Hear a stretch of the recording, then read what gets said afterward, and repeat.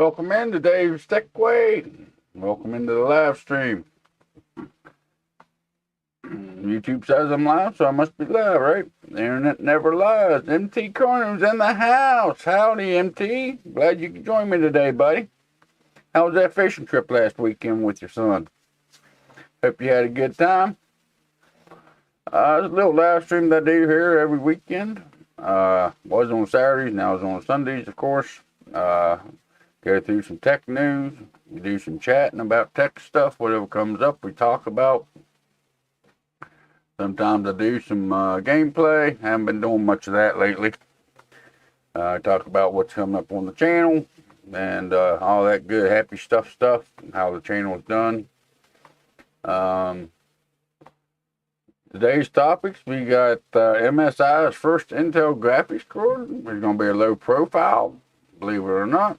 We got some leaks dropped on their RTX 4080. We have the AMD 7000, which we do have a confirmed launch date on that. And I also pulled up what Tom's Hardware thinks the best CPU, gaming CPUs is here in 2022. And how you, what CPU you should be looking at for that next gaming computer build. I thought it was pretty interesting. So we're going to get into them topics. A few disclaimers I throw up in each of these shows. I'm about out, I think. I do enjoy me a cold Budweiser while I do the stream. So cheers to y'all. Hope weekends find you well.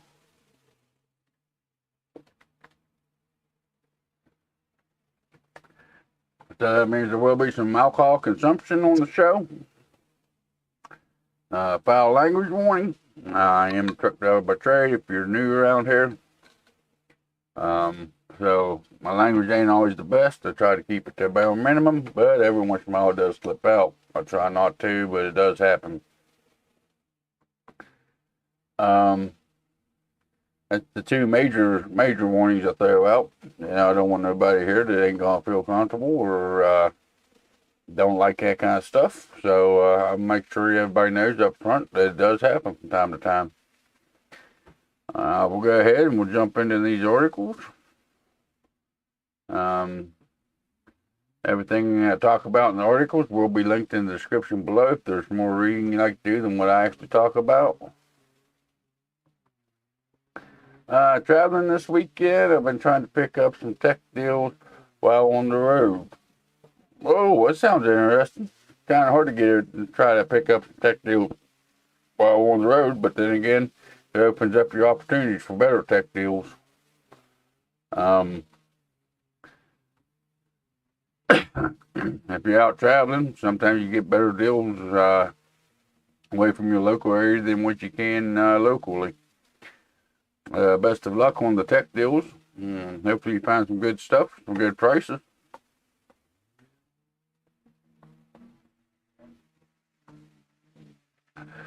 The first one I want to go over today,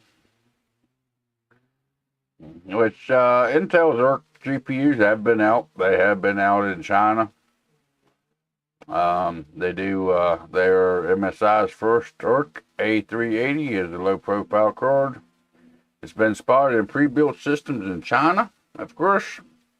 Intel's haven't launched these in the US as of yet, really. The people that's really got them is people that's got them from China.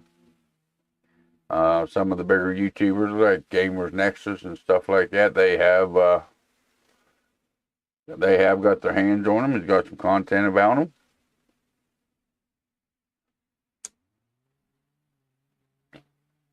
We kind of talked about low profile cards last week, and there ain't a whole lot of them on the market.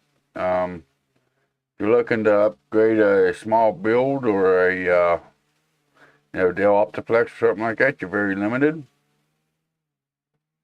It's kind of nice to see that Intel is actually going to bring out some low profile cards. Hopefully they bring them out to the US pretty soon. MSI's first Intel graphics card is in the shape of the ARC A380 graphics card. Is a low profile or LP model. seems to approach choices of its 75-watt design. Which is, we'll get into it in a little bit, but I just got a 6400 RTX 6400 we're going to be bringing some content on the channel with. So this will be a pretty good competitor to that, I believe. We expect the MSI ERC A380L profile to perform slower than the OC examples from rivals. For instance, its GPU operation 20% slower than the Gunner and 10% slower than the ASRock models we have seen. So there's a little bit of a trade-off, I guess, if you want to go with low profile. It looks like it ain't going to be quite as fast or quite as powerful. But it does seem like it's going to have two different variants. You're going to have low profile and non-low profile. The MSI desktop systems are packing ERC A380 GPUs underneath by video cards and retailers at China electronic dealer retailers, JD.com. I can't even talk this morning. There's nothing new there either. The most powerful and modern option available uses Intel's i5 12400F CPUs with the aforementioned ERC A380.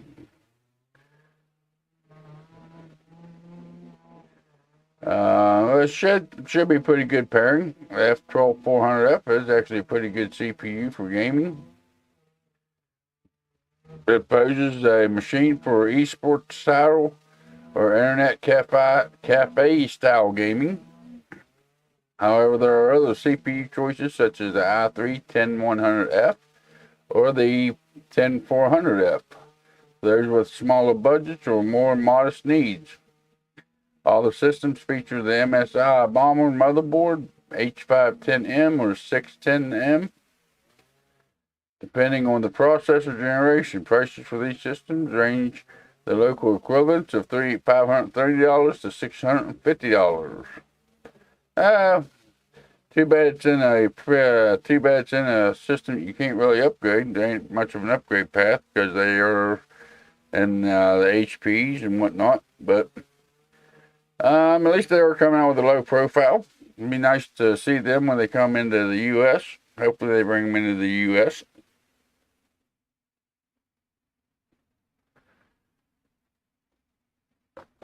This next one is still on Tom's Hardware. Everything this weekend is on Tom's Hardware. This next one is still a rumor, even though Tom's Hardware's got an article on it. The new RTX 4080 leaks, drops core count below 10,000. 40 series tightened rumors. Of course, this comes from the rumor sources, you know, that do definitely take with a grain of salt. They was estimating the 4080 to have 10,240 to 10,752 range, down to 9,728. It translates to about 10% reduction in core counts. Pretty big change there. You know, you're dropping about 10%. That's a pretty big change. Thankfully, the change doesn't appear to change the RX 480 estimated times by extreme score of 15,000. So even though it's actually dropping a little bit of cores in it, it's still, they say it's still going to have the same times by extreme scores, which definitely take them with a grain of salt. Them are what they're counting on because of the performance numbers that they're calculating on.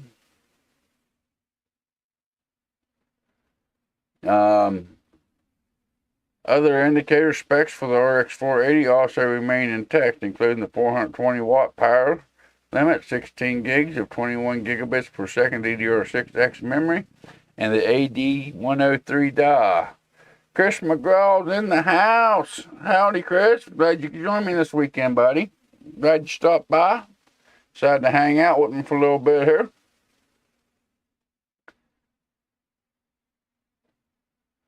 Regardless of the source, supply a healthy dose of skepticism to those rumors and leaks. Mistakes and incorrect guesses are invaluable, and the hardware specs might not be fully nailed down yet. One critical missing piece information: the RX 40 series is the core clocks. The speculation based on the high power levels, the NVIDIA will increase the core clock stability relative to the existing Ampere lineup, but there's no hard data as of yet. Usually Tom's Hardware usually stays away from these rumors, but apparently they're running out of articles to run, so they are starting to get into the rumors a little bit. This Kopi 7 Kimai, or however you pronounce it, however you want to say it. He has had stuff right in the past when it came to the 3000 series. But, you know, we're going to have to wait and see when they do launch or when NVIDIA announces them to see what kind of performance they actually will have.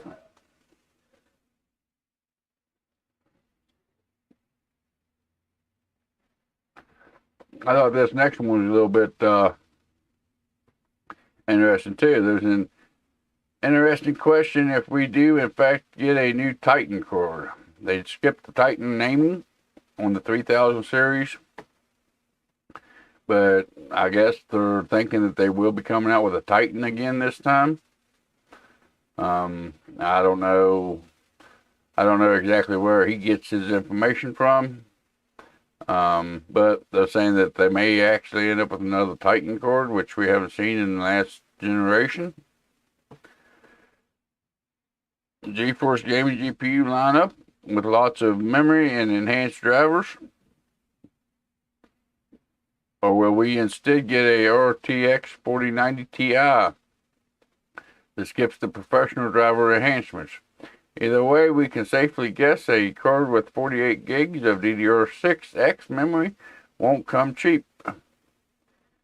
The leaker appears to have provided an educated guess for now is all.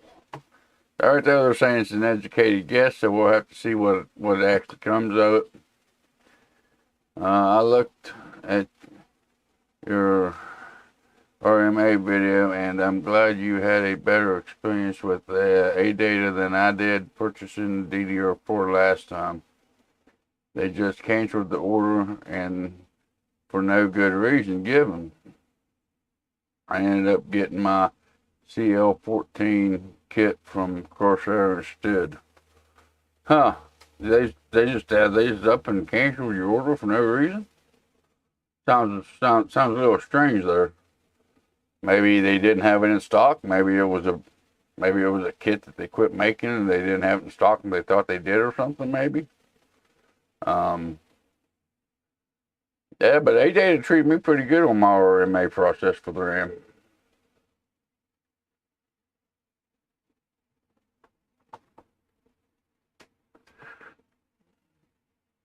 I had a company do that too, but I forget which company it was. I blamed the seller of the RAM instead of the actual manufacturer of it. Yep, I ordered it via Newegg, and it was still showing in stock. Huh. Yeah, last time that happened to me a few years back. I don't think it was a RAM. I think it was an SSD or something I ordered, and I ended up not getting it. It was buy direct from ADATA. Yeah, see, mine was supposed to have been sold and shipped from either Newegg or Amazon. And for some reason, mine ended up canceling. I can't remember what it exactly was. Though. It was quite a few years ago. But I was actually building a system for somebody, and kind of put me behind my deadline for getting the build finished up for them on it because of it. But it wasn't ADATA. I forget which seller it was. I can't remember what the product was or where I ordered it from, but it was from Newegg or Amazon. But I'm sorry you had a bad experience with ADATA. Mine went pretty good with them. In the same tweet, Kopi, the leaker, also showed some L2 cache updates for the AED 103 and the A104 40 series dies. The fully unlocked AD103 die will apparently have 64 megabits of L2 cache, while the AD104 die will have 48 megabits of cache. That's the same as what the earlier leaks suggested back at the start of the year. So that's what they got to say on them. Definitely take it with a grain of salt. I think it'd be awful different if they went back to the Titan cards. I don't know. I don't know why they would. Why they would skip the Titan cards in the 3000 series, but end up going back to it in the 4000 series cards. I mean, I guess it's possible. Maybe the TI naming scheme just ain't quite working for them, so they're going back to the TI card. Because usually it seems like that's what they did. The 3090 Ti was actually what should have been the Titan card for the price and the performance it was given. Which I think it was a joke. Not a lot of people were spending that much money on a GPU. You really don't need that much of a GPU. Not for gaming, anyways. But, I think it's kind of interesting. They think there may be a new Titan card coming out. But that's kind of what we got on the GPU side of things. Not a whole lot of information on the GPUs this week that I could find of. Because consumers were confused and pissed, most likely. Yeah, a lot of people was already pissed off at NVIDIA by that point. And I don't know. That's a little bit of a touchy subject for a lot of people out there, but because of the way NVIDIA done stuff, a lot of people went kind of against NVIDIA. I still think that may be why those cards ain't selling like they should be. That's why there's so much stock. Like AMD with Threadripper, yeah. Threadripper's a very niche system anyways. A lot of people, even creators, really don't need a Threadripper processor. I mean, with the 3950X, the 5950X, and all them with them core counts and thread counts, kind of made Threadripper kind of obsolete. Because most people don't need that kind of CPU power. I run a 3950X in mine, but I got it because I do 4K video editing. But really don't need a Threadripper when you got that many cores and threads inside of a mainstream CPU. Which there's supposed to be coming up with some new Threadrippers as far as AMD goes too. But they're a very niche product. They're very, very overpowered for most people. I mean, you have to be a true enthusiast and want the best of the best to invest that kind of money into something like a Threadripper. Which same thing with the 3090 Ti. You gotta be willing to spend the extra money for the best of the best and not worry about the performance change you get out of it.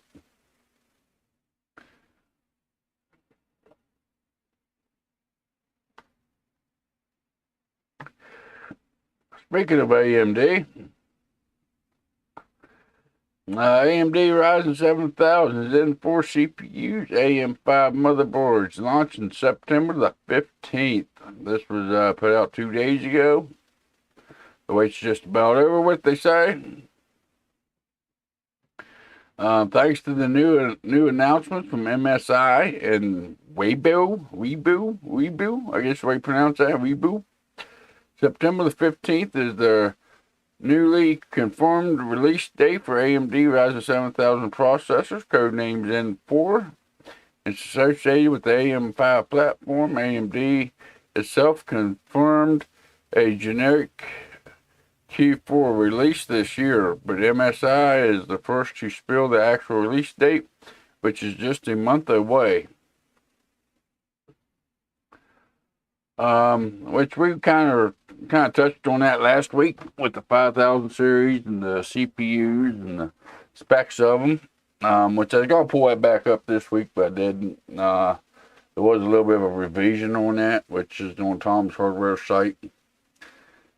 Newegg's trying to unload its GPU stock with another website for theirs called Just GPU, and it has lots of fake benchmarks. Gamer Nexus did a video on it. Yeah, I seen that Just GPU. I actually covered that in, I don't know, was it last week? Week before last live stream?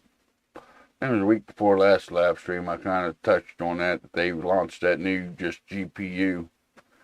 The benchmarks on it, it goes with any other benchmarks. I didn't hear a whole lot about that one having fake benchmarks, but you watch two different YouTubers the exact same video cord or something, and they'll end up with different results. I mean, they're usually close, but all benchmarks on it are bogus. Huh. Imagine that. Hey, I kind of touched on that, how I kind of like that feature. They kind of told you what kind of bench scraps you could get out of each game on it. I guess they don't do no good if they're fake ones, and they don't add up to what other people are saying about the video cards. Maybe it's just another way they're trying to sell the cards, make the cards look better than what they actually are.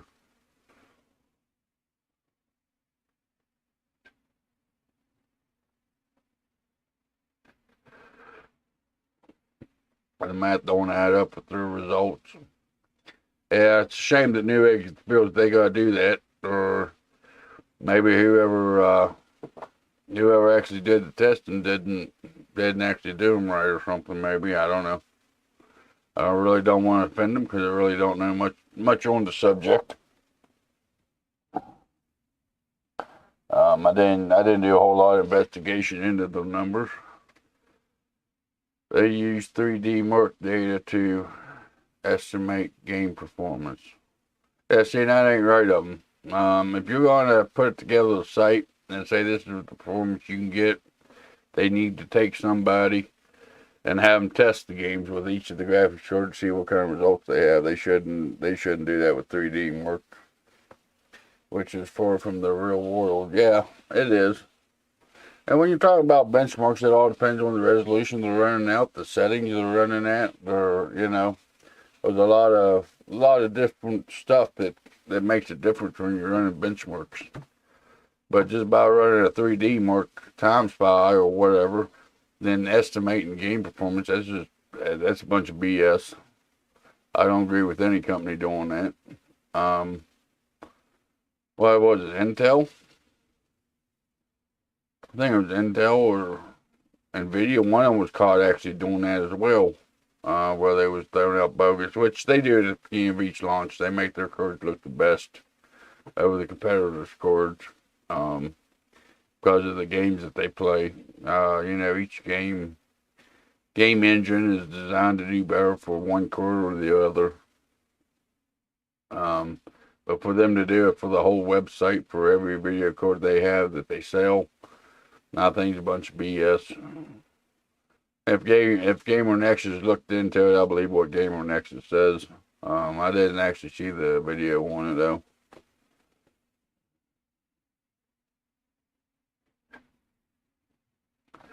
But if they're going to actually have that kind of performance, tell you what you're going to get out of each game, they should pay somebody to sit there and run the benchmarks on the games at the resolutions to get a fair assessment of the GPU, not just go by a 3D marking and estimate game performance on it. And that's pretty shitty of them. Because someone's buying a GPU expecting this kind of performance and they ain't getting it, so it's pretty bad of them.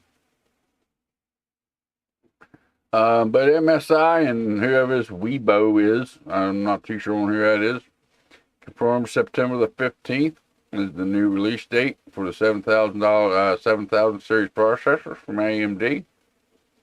AMD confirmed it as generic Q4 release, which that adds up to it. And of course, everybody knows they're going to be on DDR5. They're going to have PCI Express 5.0. It's going to be the LGA instead of the PGA, or vice versa, whichever way it goes. They're going to go with the land gray. Same way Intel does, with the pins on the motherboard instead of on the chips. On the other hand, Tech Deals did a very insightful video on the 6400 versus the 6500, 66, and 3050, 3060 for low-end PCIe Gen 3 systems. I don't watch Tech Deals very much. He does have pretty good videos out, but I don't watch Tech Deals a whole lot. Just some of the stuff that he says I don't really agree with. Tech goes on much details for each benchmark he did. Yeah, he does have a pretty good layout. He tells you exactly what settings he uses and whatnot to run his GPUs on, and the test bench that he runs it on. He does put a lot of work into his videos. They're pretty helpful. As far as benchmarks and stuff like that go, I usually go to Tech Power Up for the comparison between two different GPUs. Like I said, Tech Deals, I really don't watch him much anymore. I used to. There's a few things that he says and the way he talks, I don't really agree with, but everybody's entitled to their own opinion.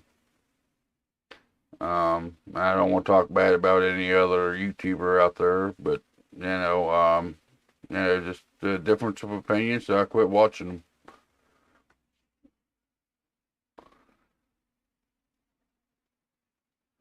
Let's see here. The Ryzen 7000 will be one of the AMD's most significant upgrades yet, featuring the brand new Zen 4 architecture and introducing brand new sockets. Codename AM5, AMD's first socket upgrade in 5 years. Zen 4 will also bring a lot of new performance enhancements to the Ryzen platform, featuring 15% better single-thread performance in Zen 3 and 35% overall performance, including multi-thread workloads. Power efficiency has also gone up by 25%. Yeah, he has his own unique personality.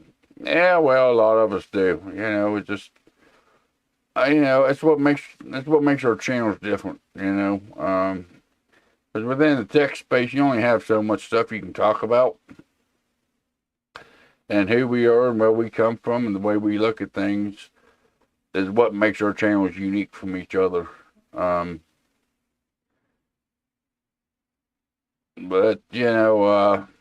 and I think I'll leave it at that. I don't, like I said, I don't want to badmouth another YouTuber or anything like that. Just some of the stuff he says I don't really agree with.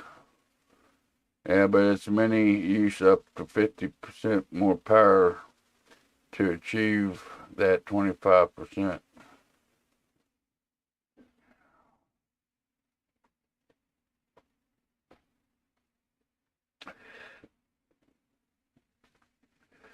No, you're talking about the AM5 stuff coming out, the Zen 4 stuff coming out. Power efficiency has gone up by 25%. Well, at least they're admitting to it. It's going to take 25% more, 25% more power to get the better performance out of them.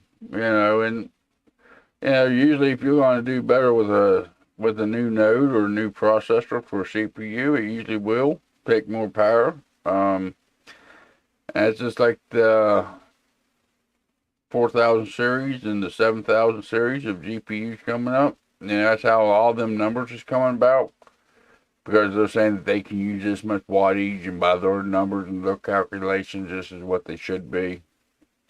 The more power a computer product can use, the faster it's going to be, and I think that's where a lot of these leakers get their information from.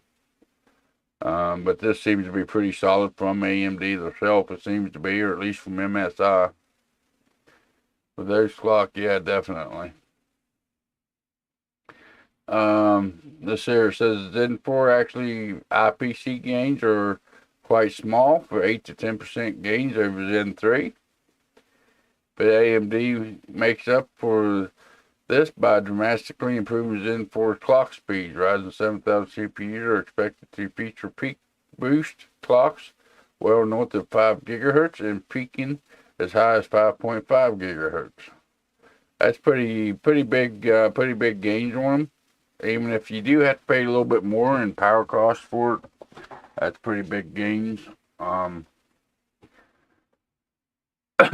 And that clock speed, depending on what you're doing with the CPU, that clock gain, the clock speeds do mean a lot to you, especially if you're just gaming on them.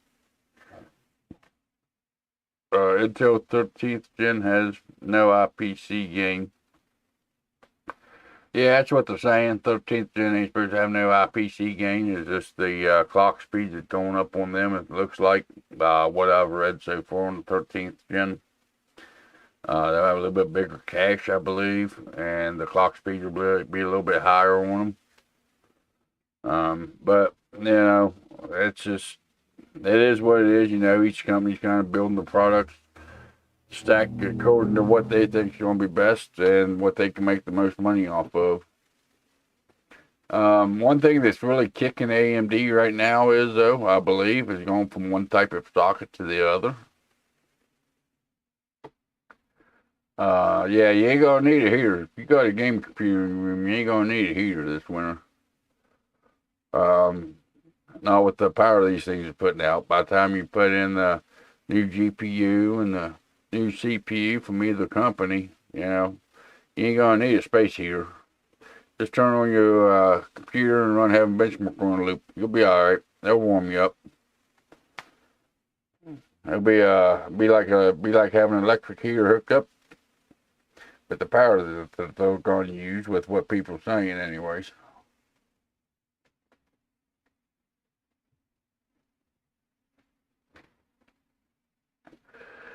But like I say, AMD going from from the LGA or the pen array to the LGA array, they're gonna have. I think that's kind of holding them back. They got to figure all that out on top of trying to get more power out of their CPUs for this generation.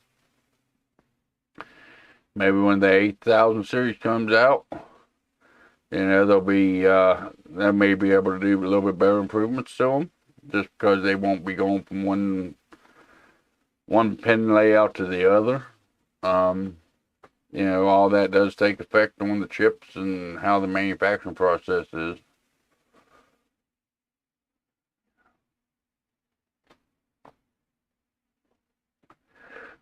Also, Zen 4 will also be the first Ryzen architecture with AVX 512 support, baked in, and full RDNA 2 integrated graphics support by default. Which basically what that's saying is they're going to be like Intel. Each processor is going to have integrated graphics. They ain't going to be the best graphics. They ain't going to be an APU. But they will have some kind of graphics in them. Which I'm more excited about their future APUs than the 7000 series architecture itself. The APUs is what I'm interested in. See how good they can actually get them integrated graphics up to. Previous Ryzen chips were broken down into CPUs and APUs, with APUs variants featuring Vega integrated graphics chips at the cost of L3 cache size. With Ryzen 7000, these limitations will be gone. Ryzen 7000 also brings the first new socket we've seen from AMD in 5 years, called AM5. In addition, the new motherboard platform brings a host of new connectivity standards for Ryzen, including DDR5, PCI Express 5.0, bring it up to par with the Intel 12th Gen Alder Lake and upcoming 13th Gen Raptor Lake CPUs. As a result, Ryzen 7000 will feature more memory bandwidth and better connectivity than ever before, which is a good thing because their CPUs go depend quite a bit on that memory bandwidth. So I think they're heading in the right direction because they're Infinity Fabric, the way they put their CPUs together, they do need the faster memory. Thanks to these new standards, chipsets are also changing, with the baseline model being the B650, mid-range transforming to the X670, and the flagship variants evolving into the X670E. So it sounds like they're going to do away with the low-end boards, which I wouldn't recommend anyways. But it looks like the baseline model is going to be the B650. Mid-range is going to be the X670, and the flagship is going to be the X670E. Guess the E is going to be for extreme. Sounds about right. Sounds about like something them guys come up with.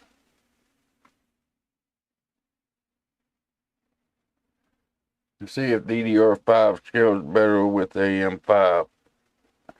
I don't think it will. I think it'll make I think it's going to be like DDR4. The faster the memory, the better the chip's going to perform. But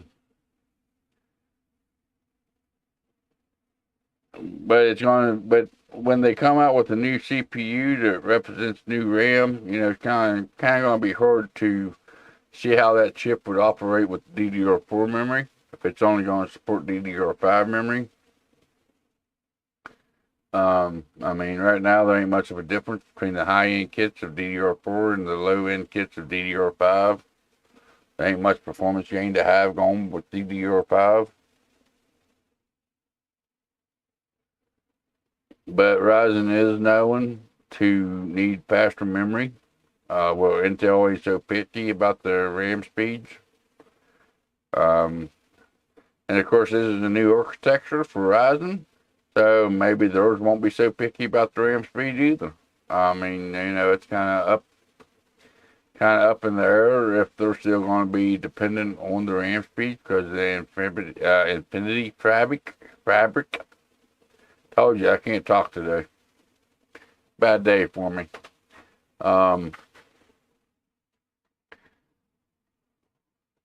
But yeah, I don't know. It's going to be interesting, I think. I think AMD's fighting an uphill battle with the new launch of the CPUs this time around, just because they're doing so much changing in them. Because they are going to DDR5. It is going to be an AM5 platform, which is going to go from a PGA to LGA, or from LGA to PGA. You know, I think they got some big hurdles to go over with. Like I said, you know, the 8000 series, they'll probably have a lot of that under control. They'll probably get better performance gains out of their 8000 series than they will out of the 7000 series CPUs, in my opinion. I mean, but they're looking at 35% overall better performance, which is pretty good. You know, 15% in the single thread. 35% overall better performance. That's pretty good, not bad. The power usage or power efficiency has gone up. But you can expect that. I mean, you know, if you want that extra power, you're gonna have to pay a little bit more for it. When you buy the component and in the energy cost. You know, it's just the way the manufacturing process works, I think.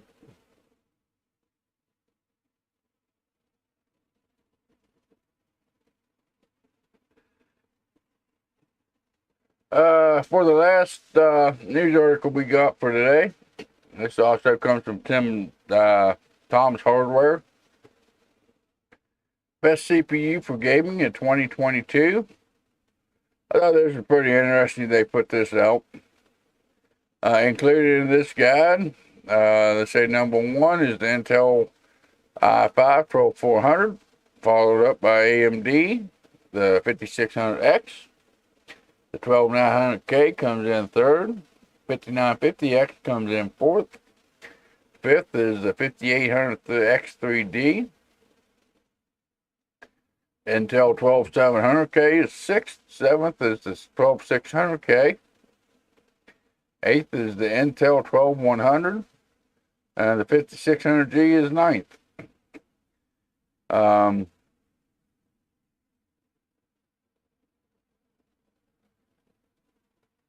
a lot of the numbers I've seen on the newest CPUs says about the same thing. You know, most the Intel chips right now is better for gaming than what AMD offers.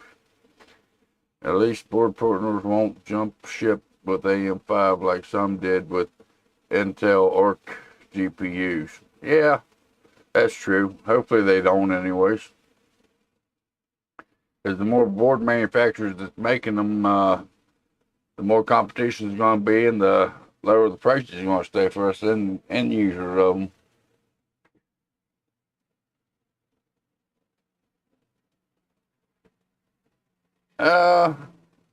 Let's see here.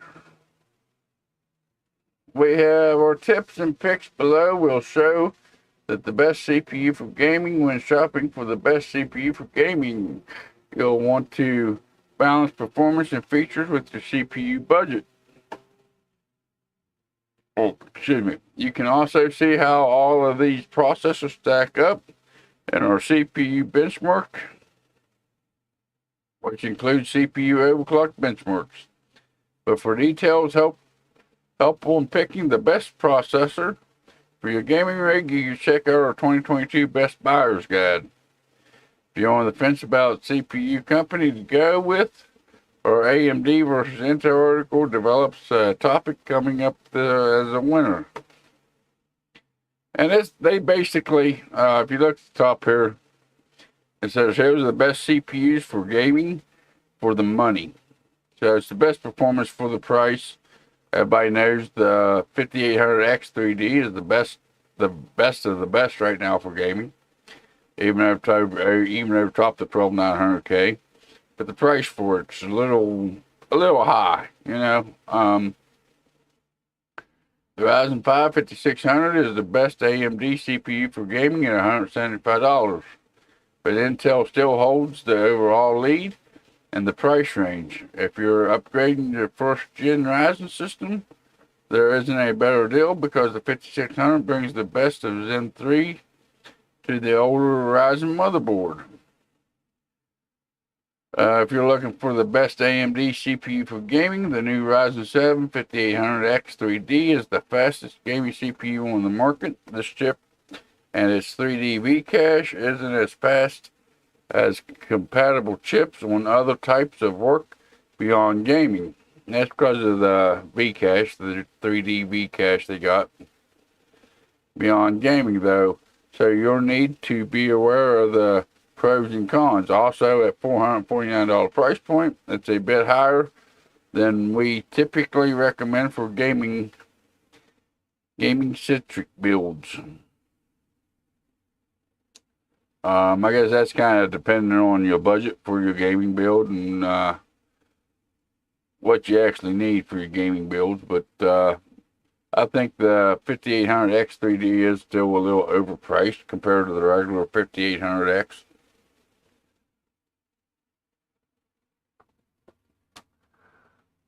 If you're looking for the fastest blend of gaming and application performance on the market, you need to look at the Core i12 12900K.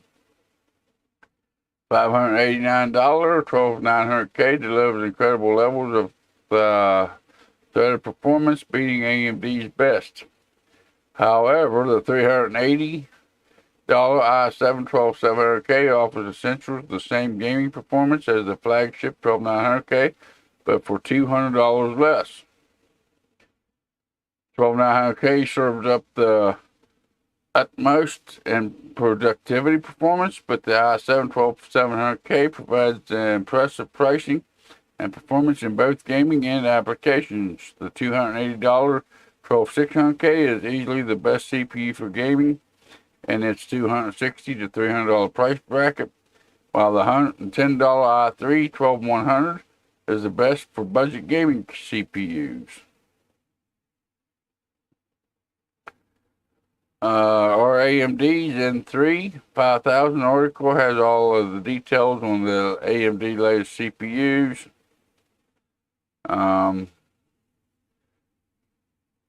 Pricing on it is a little wacky. Yeah, prices on most CPUs right now, it seems to be a little wacky, actually. I don't know, I've been actually watching CPU prices because I need to get some CPUs in for builds, on top of needing to buy GPUs and some storage. Got quite a few RAM kits and motherboards laying around, but I need CPUs and GPUs for them. But CPUs seem to, especially with AMD, the pricing is a little wacky. And I can't quite grasp why it's so wacky at the time. I do have quite a few AM4 motherboards that I need to use up in builds and whatnot. So that's what I've been looking at, CPUs and GPUs and storage, which is SSDs, NVMe SSDs, because they're all B450, B550 motherboards I need to get rid of.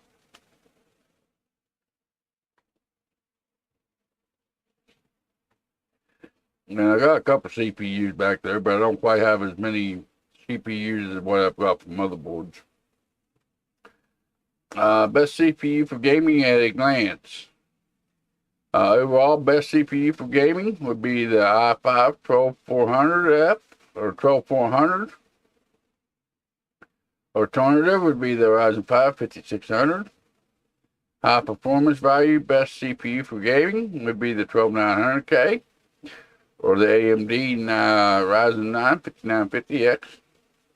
Overall best value CPU, the 5800X 3D. Or the i7 12700K. Mid-range best for gaming would be the 12600K. Budget best CPU for gaming would be the i3 12100. Entry-level best CPU for gaming would be the Ryzen 5 5600G. Then they got this big old chart here listed. Best CPUs for gaming benchmarks. Average Traps, Genomean, entire Test Suite, 1080p, Windows 11. I don't know who would be on Windows 11, but I guess there's some people out there that adopted into it. They kind of gave you the breakdown of what kind of points you can get for the price point, because they do have the prices listed here. Of course, the prices may vary. Prices vary from day to day on any computer component. Sometimes pretty massive swings too with that. Like I said, the article is listed below if you like to actually look at some of the particular CPUs on this list.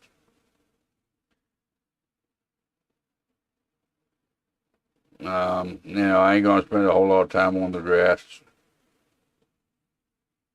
There's a lot of information on there, and I'd be here all day trying to cover all that information. We rank all the Intel and AMD processors based on our high or in-depth CPU benchmark. You can see some of those numbers in the charts above, including CPU clock performance results marked as PBO for AMD processors and results in Windows 10 and Windows 11. That's what I mean. There's a lot of information up there. Windows 10, Windows 11. With PBO, without PBO. So there's quite a bit of information up there. This group of results compares only to the chips that have passed through the newest test suite, while the tables in our GPU benchmark include ranking based on past CPU benchmarks. Also include breakdowns of single and multi-thread performance across the board. Processors, finally be aware that the pricing in the charts above can fluctuate.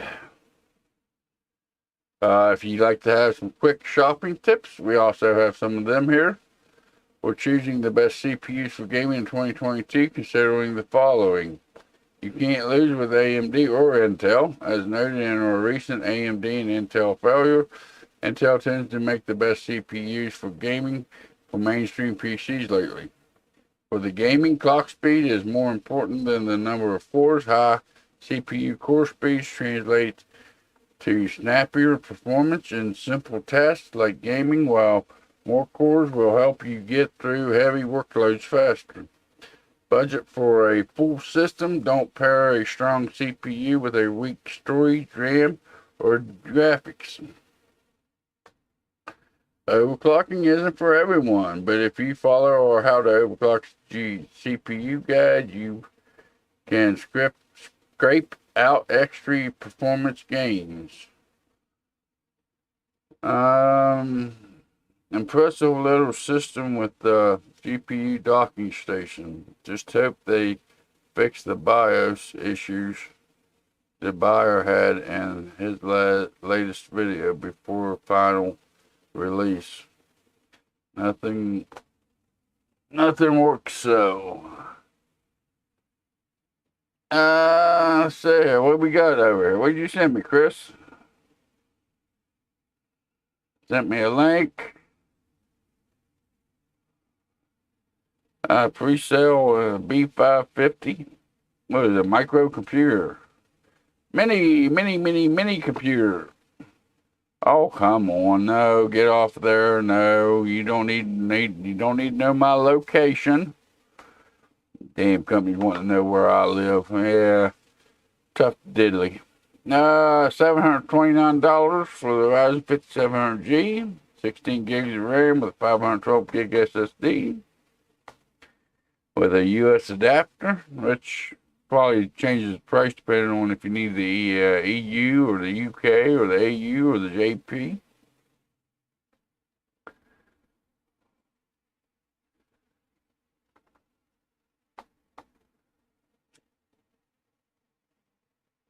Says a pretty impressive system. The buyer's got a video out on it. The buyer's got a video out on it. You know he's talking about overclocking.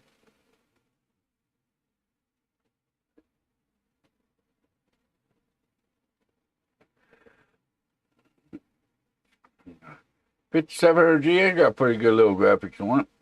For someone just getting into gaming or something like that, or for a HTPC.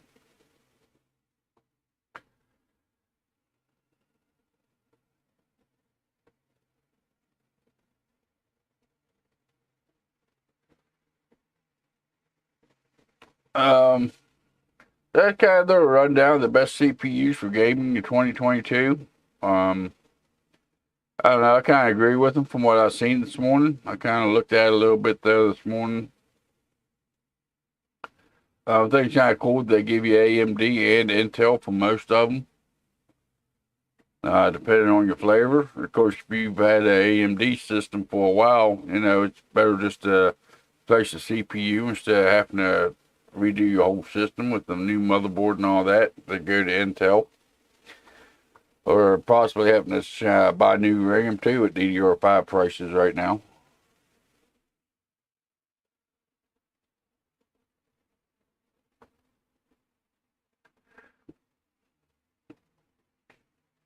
I'll be right back, guys.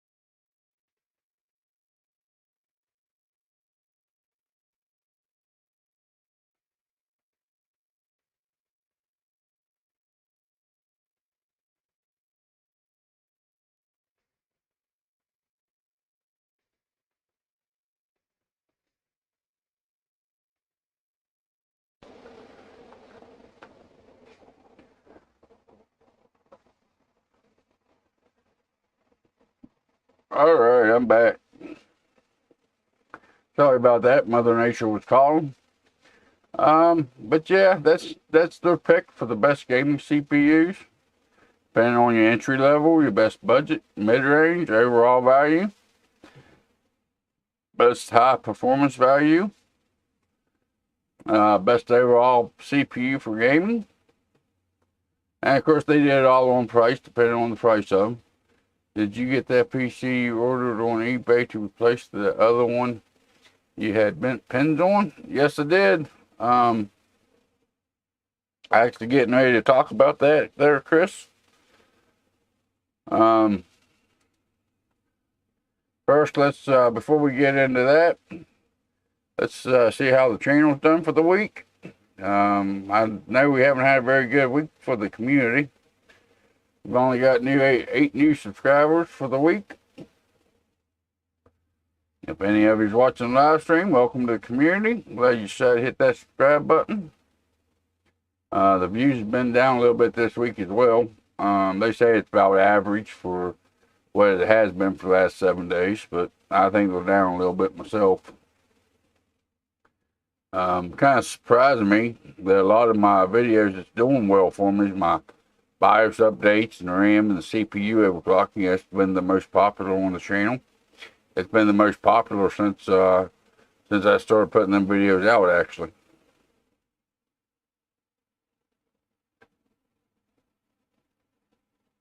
And a lot of them's older videos. A lot of my newer videos ain't performing quite as well.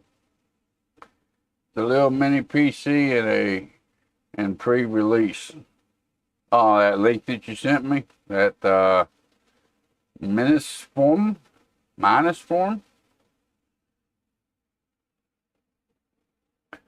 Who else was it? Somebody else did something on with one of these little computers. I can't remember who it was. One of the bigger YouTubers. I don't remember them having the Intel Skull one of those though. But I believe it was the Menace form. Not too sure on which one it was. Yeah, but that is a pre-sale on that one.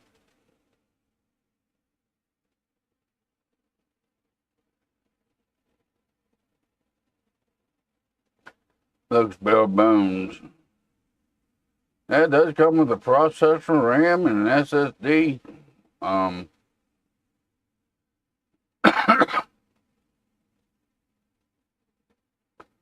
It says it does anyways. That picture there shows the RAM in it.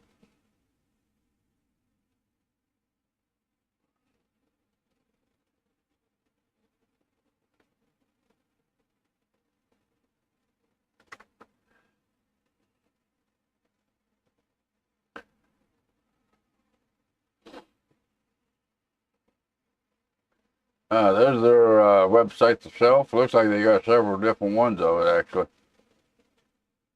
Looks like they specialize in the mini PCs. This picture here does make it kind of look like it's bare bone, but I think it's where a GPU put into it. We can add a dedicated GPU for it. Looks like a pretty nice little system, though, actually. Not bad. And there's CPU. It's half that. Oh, you can get it without a CPU in it?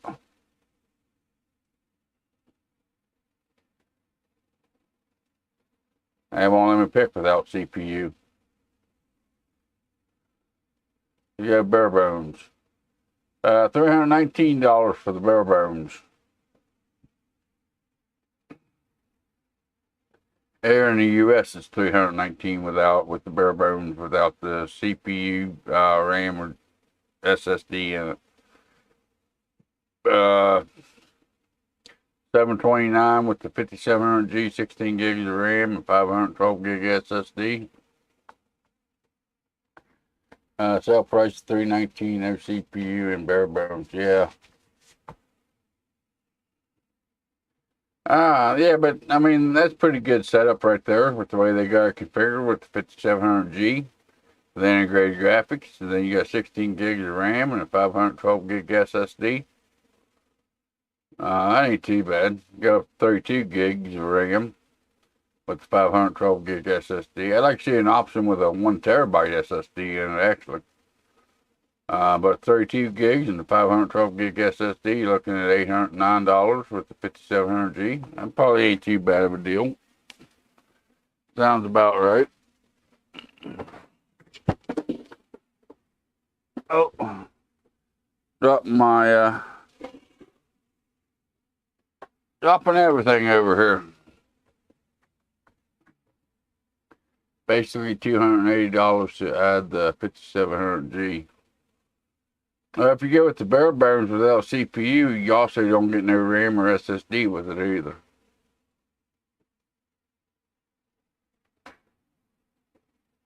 Well, I guess you could take it and add the bare bones, add your own RAM and SSD for $599. That'd be $599 to $319. Yeah, about $240 difference there, with or without the CPU. Something like that.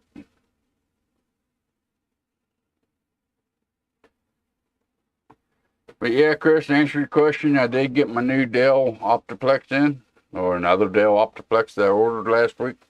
What the hell's going on here? Figure out how to hold it up here. There we go. Did get that in. This is the one that I bought due to me bending the pins on the last motherboard on the other Dell Optiplex that I bought. So I did get this one in. This one don't have no CPU, no RAM, no hard drive in it. It does have the DVD drive in it. Which is also why I bought this little guy. Right there. I guess you call it Swift without the I. That's WFT 105. They came in this past week as well. It's the 6400. You can see the dock station low on the web page. For that mini PC.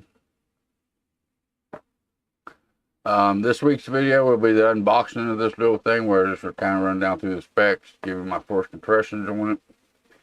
I actually, on this one, because I was needing to do it anyways, I was going to put it inside the same video, but I decided not to. Because I think it deserves its own dedicated video on it. Let me get this pre-built out of the way here.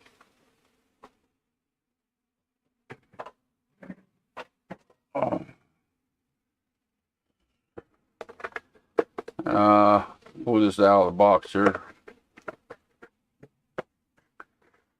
In the unboxing overview of this GPU, I was actually going to show how to replace the PCI Express cover on it.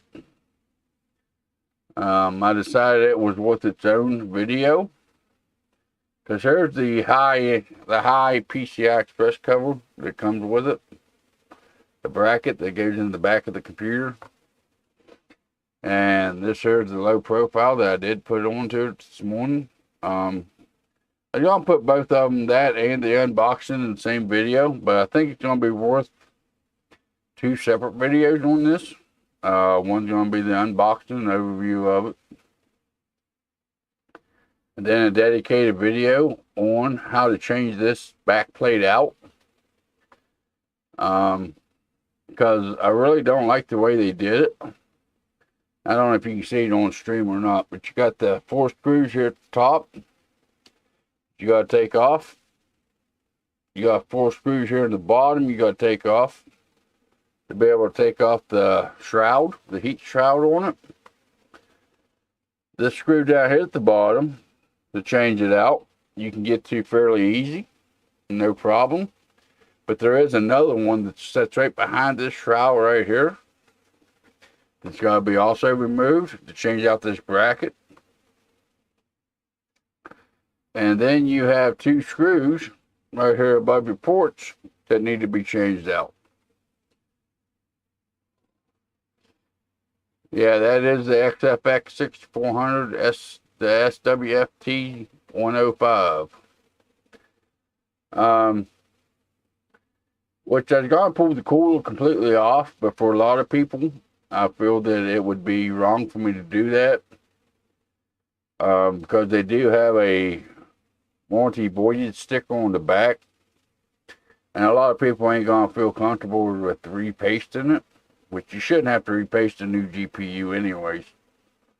But to swap out this PCI Express slot cover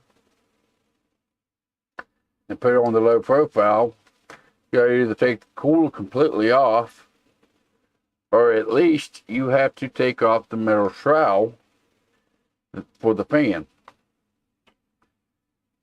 Which ain't that big of a deal. I mean, you got 8 screws on the metal fan. You got 4 screws on the PCI Express slot cover. I think they could have and they should have made that easier for the end user. Not everybody's gonna feel comfortable on having to rip that shroud off to get that to be able to replace that bracket. Now, I was going to do both of them in the same video, like I mentioned, but I decided to make 2 different videos out of it. The record time on the unboxing and overview of it, plus the recording of the bracket itself, it ended up being like a 45-minute video. And I kind of narrowed down the audience for the video if I titled it as replacing the PCI Express bracket for it. Those stickers are legit as a reason to void your warranty.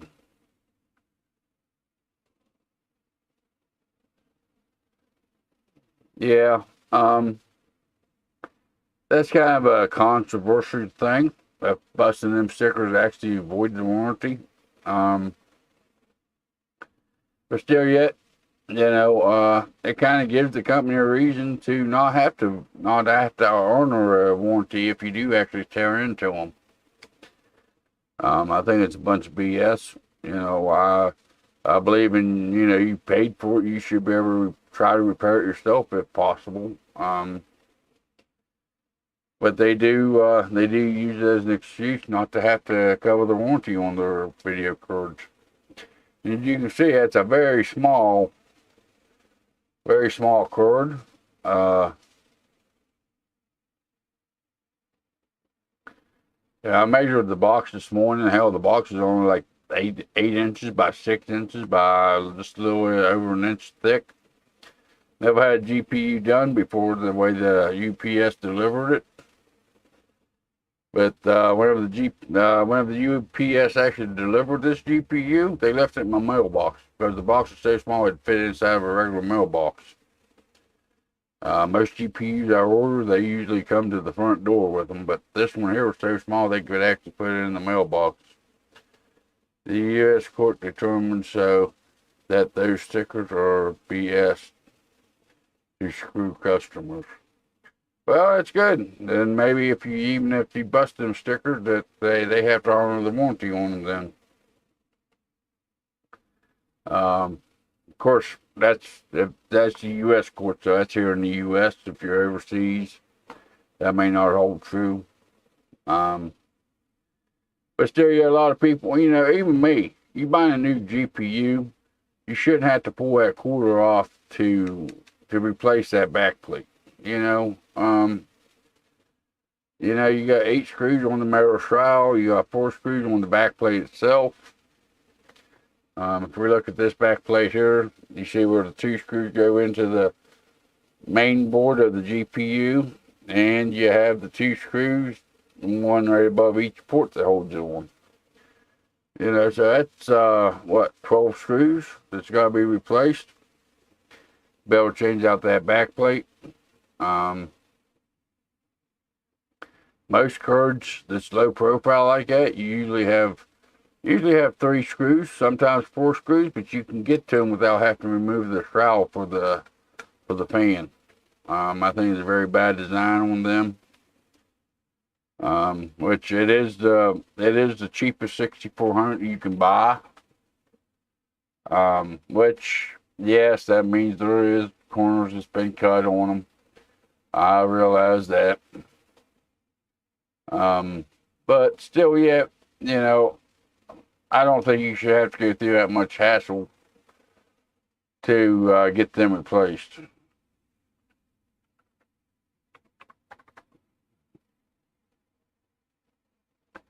It ain't RTX, David, it's RX.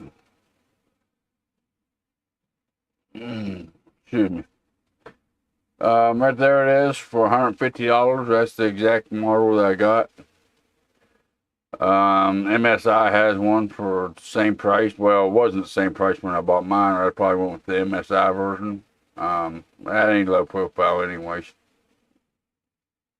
But I needed a low profile to be able to go into that HP computer that I got.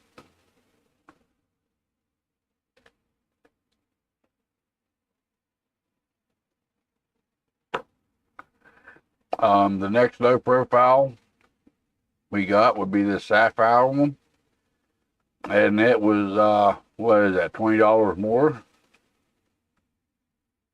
Now, I just don't really like the looks of this one. Just the looks of the Sapphire, which I've had no problem with Sapphire cards in the past. I've used them in my personal rig. I've used them in build and sell. But this one here, just, I don't know, just the looks of it. I guess it's because the shroud don't cover the whole front of the cord. It don't look, just don't have the looks to it.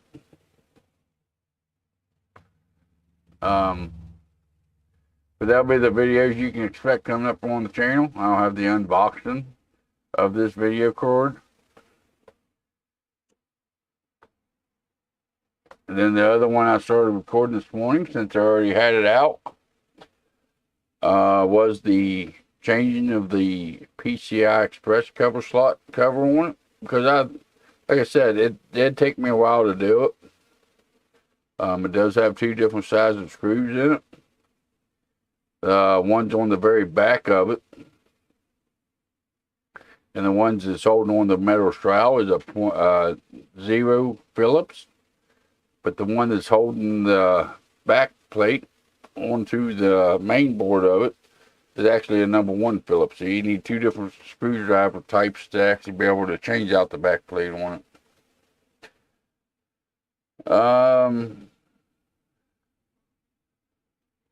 Active 1975. I recently picked up a Dell Latitude E65 6030 laptop with 3rd Gen i7 and NVIDIA 5200M graphics. I replaced the battery and added 16 gig, 1600 megahertz RAM.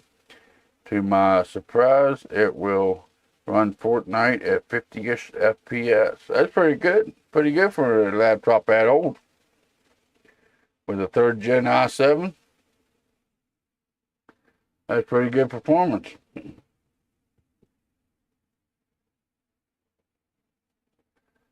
What's this? What did you send me, Chris? 15 U.S. Code, Chapter 15, Consumer Product Warranties.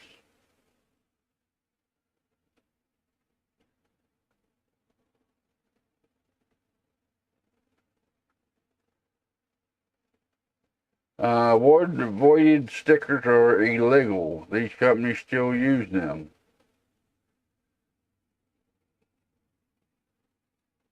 Remember the science in the Big Bang Theory? Where the gang wants to upgrade their hard drive in their DVR, but someone is hesitant because of the void warranty. I hate to say it. Actually, I'd love to say it, but that's a complete malarkey. Despite the showings instance that the little orange sticker stands between us and those little orange stickers are unenforceable and companies completely illegal thanks to the Magoon-Moss Act of 1975. This law forbids companies from voiding the warranty on devices that the owner opened and repaired or modified themselves, as long as the repair or modification does not change other components. Companies have no grounds to void the warranty if you break the sticker still.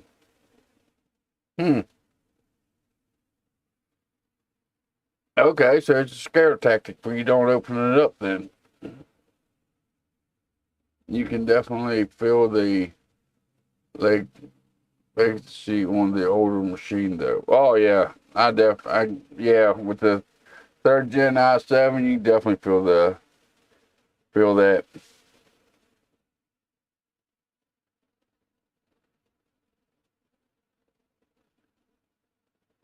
Yeah, that's the sticker I showed you on the back of the GPU. Where if you bust that sticker, they can void your warranty. It's strange that that was the act of 1975 and they're still putting them on today. I mean, that was 47 years ago. 1975 was the year I was born. So I know it's 47 years ago.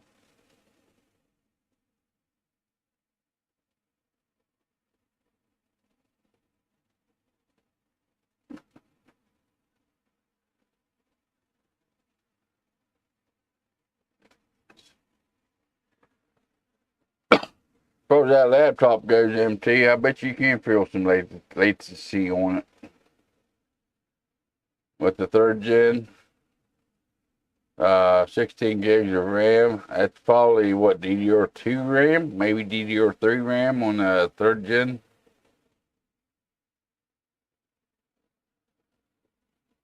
It's still pretty good frame rates though. Up into the 50-ish with Fortnite.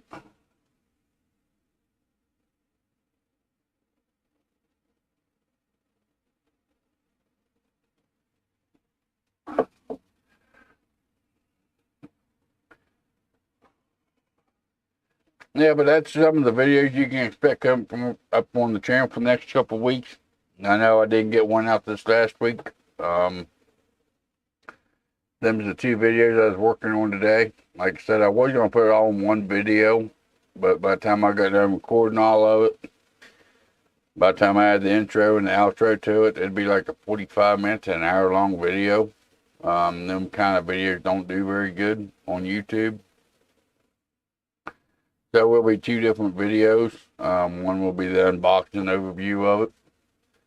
The next one will be replacing that tall back plate there with the low profile one, because I need to do that for the HP anyways. I'm going to put mine in. So yeah, and this one here just didn't interest me. I just don't like the way that shroud don't cover the whole board, which I know really don't matter because you really don't see this side of the cord anyways in this type of build. But to me, it just don't look great. You know, I don't know. Even if you look at the top view of it, you still see a lot of it missing up here, which will affect the way the machine looks when you take the side panel off of it.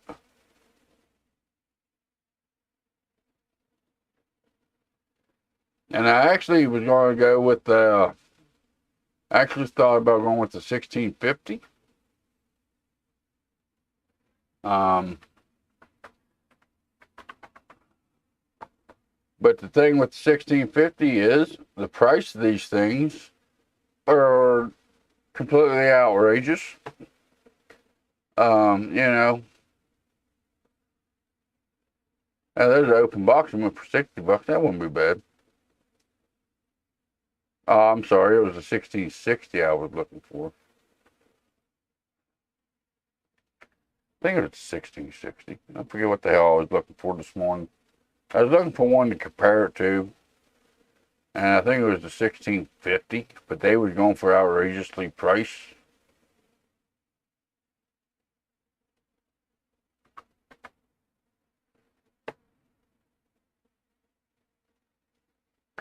Uh, 1650 Super for 130. Them ain't low profile ones though.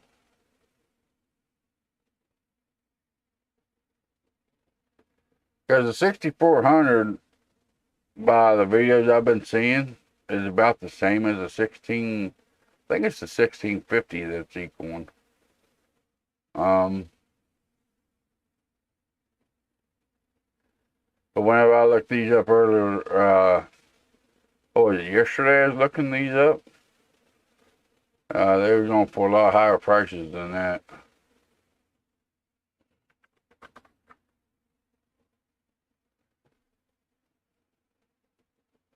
I'll get off of there. And of course, I need a low profile one. I can't use none of these tall boys.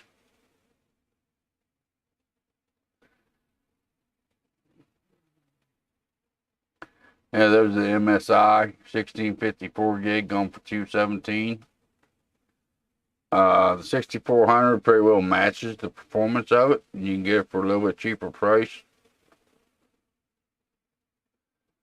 And I thought they were going for eBay about the same prices, but it looks like they've been selling for a lot less.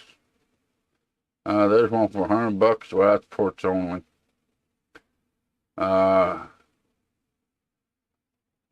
Let's see if we can get low profile in here. Low profile. Low profiles.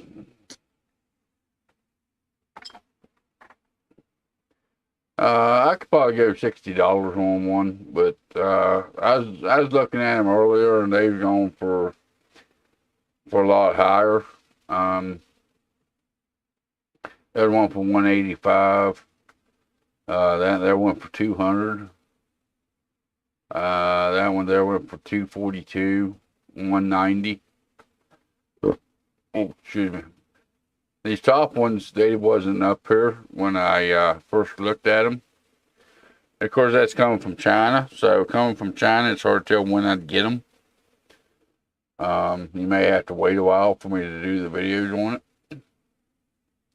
But I do have quite a few video ideas with the 6400 I want to do. And I know a lot of the information is already out there on other channels. But I want to put my twist on them. The only system I have that is a PCI 4.0, believe it or not, is not my system. My system's only 3.0 PCI Express slot. The only system I got that's a 4.0 is the 5800X back there with the B550 motherboard. Motherboard and CPU both are PCI Express 4.0. So I want to do some tests with this card and that system and see what the difference actually is. From other YouTubers and other people that's done the tests, from PCI 4.0 to PCI 3.0, there's anywhere from 10 to 20% difference in the performance. Depending on which people you listen to. But I want to do that video. I got the unboxing video coming up this week. I'll do the unboxing one, then I'll do the replacing of that back plate, just because it is so complicated. I think some people will be looking for a guide on how to change out that back plate from the high profile to the low profile back plate. Yeah. I hate these mornings when I can't talk. Changing from the tall back plate PCI Express slot cover to the small one. You know, because there is so many screws in it, and you know, it's a little bit more than what I think that most people should have to do to change them out. I want to do a video on that. That'll be coming up the following week. And then I'll see what my time frame looks like. I got some other stuff on the side going on right now that kind of limits my time. But I want to do a video on the PCI 4.0 and 3.0, see what the difference is, see what my numbers run as, you know, just kind of put my own spin on it. just to see.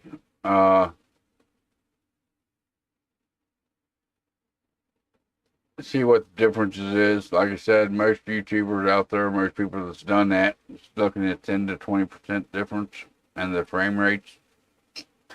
I don't know if it is my internet being slow, but I can't keep up with the live stream. It may be yours. YouTube OBS ain't showing no drop frames. Says my kilobit rate is 5200 with no drop frames. YouTube saying it's in excellent condition. Stream health is excellent. So it may be your internet. It may be a YouTube thing. I know YouTube here this past week has been a little funny. It's good on my end.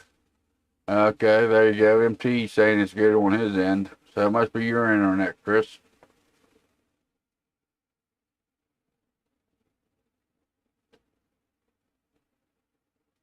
Drop resolution might help. Oh yeah, I do stream in 1080p. You guys drop down to 720p. That may help keep up with the stream. I stream at 1080p instead of 4K just because my internet ain't fast enough. I've tried it, and it don't work very well. So I do stick with 1080p resolution to stream at. Chris has already did that. Maybe just refresh the page then, Chris. Maybe that'll help.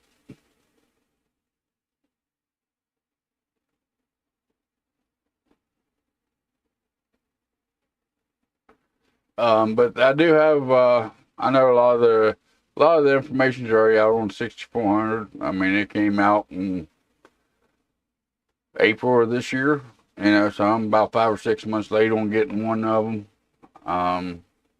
But I want to put my own numbers out there, put my own video out there. Video seems slower than usual. I'm not too sure about it. Everything's looking good on my end. Like I said, I ain't showing no drop frames. YouTube's never said that my internet connection or the connection for the live stream has went below excellent. Stream health is healthy. Stream health is excellent. I was at 10:56 a.m. and it's never dropped from that. If you look at OBS, down here the drop frames down here at the bottom, it's showing 0% of drop frames. Now, I'm not too sure on why it's slower than that. Slower than usual. Oh, I figured it was at 7.75 speed. No idea why, but it should fix it. Yeah. Some reason you want to watch me in slow motion. I don't know why you'd want to watch me in slow motion. I just make the nightmare last longer.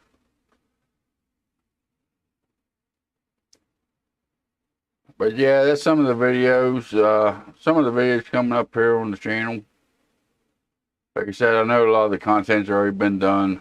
I'll put my own spin on it. I don't know how well I'll do. Probably not very good. That'll help me hopefully get some newer products in and whatnot. Like I said, I was looking at CPUs. I was looking for storage. And of course, I've been looking for GPUs. I got quite a few motherboards back there, AM4, that I can do builds with, sell. So I need to, buy up the components that I need to get them systems built and moving. Just to clean up some of the inventory that I do have. I got plenty of air coolers, as you can see behind me. YouTube works in mysterious ways. Yes, it does. Very mysterious ways at times. Like my subscriber count on my account this week. At one point, it jumped up by like 15 subscribers in one day. Next day I went back and looked at it and only gained 5. And then the next day I went back and looked and only gained 2. And yeah, YouTube, I don't know what they're doing behind the scenes or what's going on with it, but it seems like they're awful finicky. You know, I don't know if they're doing stuff behind the scenes that'll mess this kind of stuff up or whatnot. I think it was MT Coiner at one weekend. Algorithms are broken. Yeah, they are. I think it was MT Coiner at one weekend. If I'm not mistaken, MT. You should use unsubscribe from the channel. I don't know. I don't know. I can't figure it out. I don't know what YouTube's doing behind the scenes or whatever. I know it was one of YouTube that actually became unsubscribed from the channel for no reason. I think it was MT Coiner, I think. YouTube does some funny stuff at times. I don't know. And of course, they're always working on stuff on the back end to try to make things better, and sometimes it screws things up.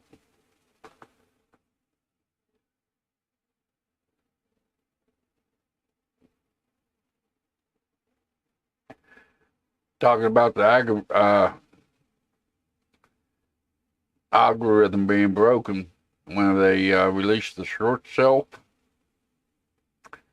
I noticed my videos, especially, well, I watch my video, the analytics to my videos pretty closely. And I didn't get half of all the notifications for new content. Yeah, a lot of people don't. You know, a lot of people hit that subscribe button, they hit that notification bell. They never get the notifications for some reason. I can't figure it out. But whenever the short shelf was announced, it started being pushed out, which they came back and said they fixed it. My views per month dropped in half on all my videos. Because when they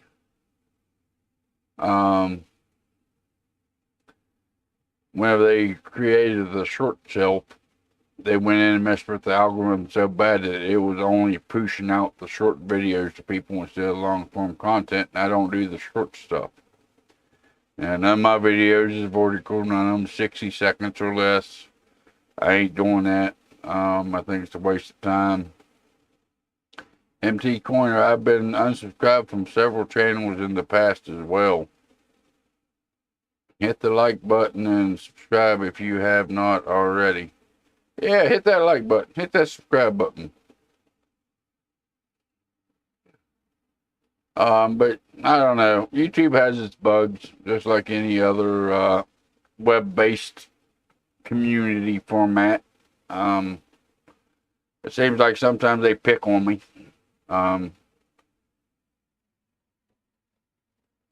One channel is particular never sends me notifications no matter what.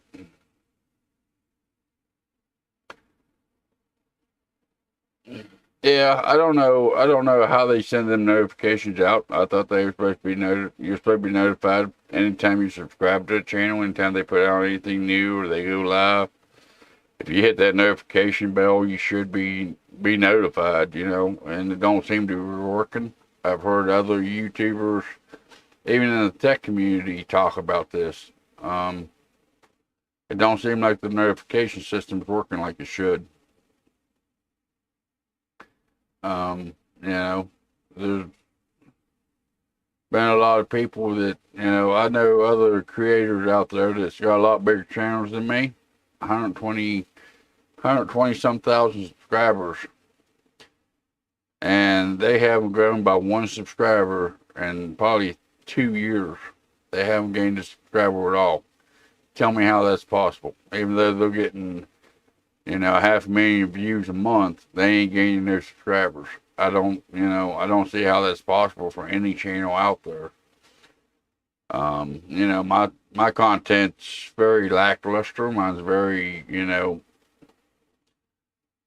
very low quality compared to what a lot of YouTubers do, and I still gain subscribers. His content's a lot better than mine, and he still don't gain subscribers, and I don't understand. I just, you know, I don't know. It seems to be very messed up. YouTube seems to be, I don't know. I don't know how to describe it. It seems to send only some of the biggest TV channels and some of the latest channels you subscribe to.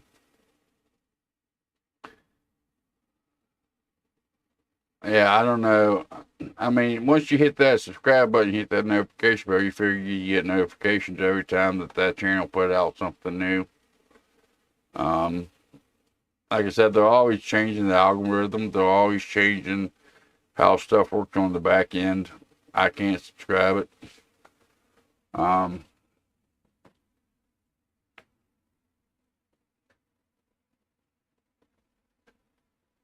Yeah, the guy I'm talking about, I don't subscribe to a whole lot of channels.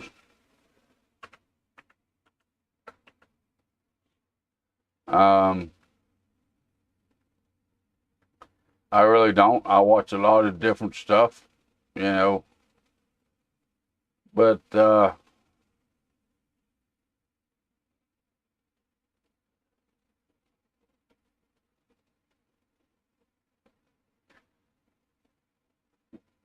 watch a lot of tech channels. I watch a lot of other content on the content I plan on putting out. I have ITT notifications, Gamer Nexus, Hardware Unboxed, and you, but most of the other tech channels don't send nothing. Fire Tech 09. Yeah, Fire Tech 09 is a pretty big channel too. I don't know why you wouldn't be getting notifications from him. The channel I was talking about earlier is this one right here. It's Brian over at BPS Customs. Yeah, he's getting 42,000 views a month. If you look at his subscriber count, he got a negative 1,000, which is a 100% increase. Last time I looked at his channel, he's been off for the last couple months dealing with some stuff. But even before he took any time off, he was at 128,000 subscribers. And he's been this way for, I'm going to say probably 2 years. He's been at 128,000 subscribers. He got excellent content. He does content with like Gamer Nexus and stuff like that. But his channel just is not growing. You're getting 42,000 views a month. Well, I'm only getting, let's say that's 7 days, 28 days. I'm only getting 26,000 views a month. I've got 40 plus subscribers, but he's getting 42,000 views with a negative 1,000 subscribers. It just don't seem right to me. ETA Prime also, I get his notifications, but I'm subscribed to over 300 channels. Yeah, I don't subscribe to a whole lot of channels, but and you watch this guy's content, Brian over at BPS Customs, and he got excellent content. He got those, he gets stuff sent to him. He's bigger channel. He's his content's excellent, great content on his side, but he just ain't growing, and I can't figure it out. I don't know. I don't know. For a guy that does that much work, and he does like I do. He does it part-time. He does it on the side. He works a full-time job. Even with that subscriber count, he still does it part-time. But he just has no growth on his channel, and I can't figure it out. Might be a bug. No, it ain't. By his subscriber count, he had 28,000 subscribers just a week ago, and now it's down to 127,000 subscribers. And he's been at that for, probably the last year and a half. It's just, I don't know. I can't figure it out. And you look at some of his content, he got excellent content. He got newer stuff, you know, 3090 Ti. You know, some of the keyboard stuff. He does a lot of the mini PCs. You know, some of the newer cases, factory design, torrent, compact. You know, I mean, he should be blowing up, and he just ain't doing it. I don't understand it. You know, here's some of the stuff he's done with like Gamer Nexus and whatnot. Which anytime you pair up with a bigger YouTuber like Gamer Nexus, you know, you should be growing. And it just ain't happening. Like videos getting demonetized for no reason by the algorithm. Yeah, and that's been happening too.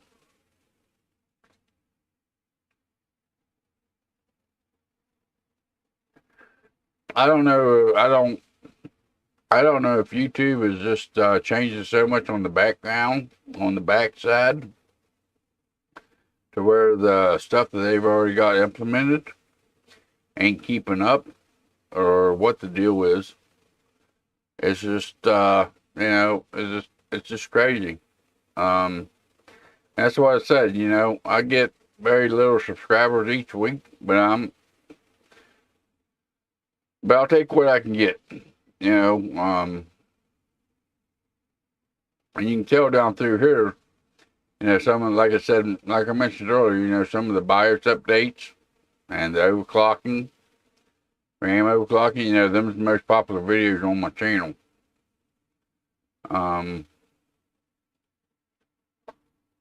The gunner video on Intel Earth Steve made got him demonetized for that video. That wouldn't surprise me. And if I ain't mistaken, ain't that the video where he had the guys from Intel in his studio? It was fixed because his channel was big enough. A viewer working at YouTube fixed it. Yeah, and like I said, if I'm not mistaken, I think that's where he had the Intel guys into his studio to help him with that.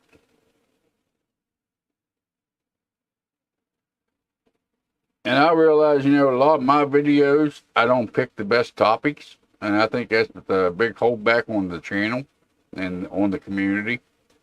I just don't pick the right topics to cover. I don't have the money to buy the latest and the greatest. And it seems like that's what everybody wants to watch. Now, he showed the card. It was the teardown, I believe. Oh, the teardown of the ARC GPU. I think my biggest thing is just the topics that I choose for my videos. Why they don't do very well. I think my production's pretty good. But I also try to keep mine as, you know, what YouTube was intended, and that was someone working out of a spare bedroom of a home, you know, putting videos together. You know, I ain't out to make a production company. You know, I'm trying to stay true to the roots. And as you can tell when I show you how many subscribers I've got in the last 7 days, if you look over here, it tells you exactly what I've made in the revenue for the last 7 days as well. Which is actually down a little bit. That was about $11, I think, last week. And I pay for everything out of pocket. I don't have nothing gave to me. I've had one thing reimbursed to me. That was a R1 liquid cooler. I've never reached back out that company because I didn't hold up to my bargain, my end of the deal that I felt.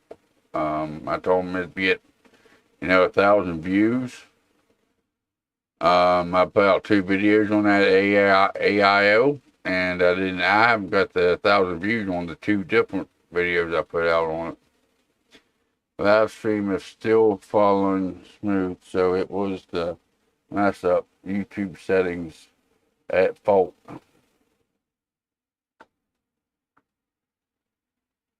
Yeah, the settings will do that. Playback at 0.75, it will slow down the live stream. I'm glad the live stream's coming through, Telluro. So I don't know exactly what's going on with it. I don't, I don't understand it. I don't pretend to understand it.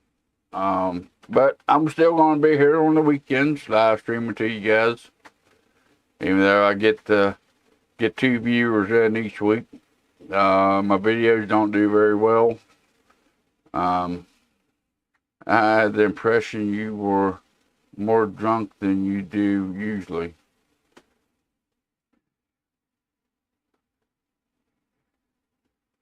Now I know why. Yeah, you're right there. Actually, I ain't doing too bad this weekend. So far on the live stream, I've had 4 beers. Usually I go through about 6-pack. So I'm actually less beers this week than I normally am. So I haven't had quite as much alcohol this week. Or this live stream, I should say.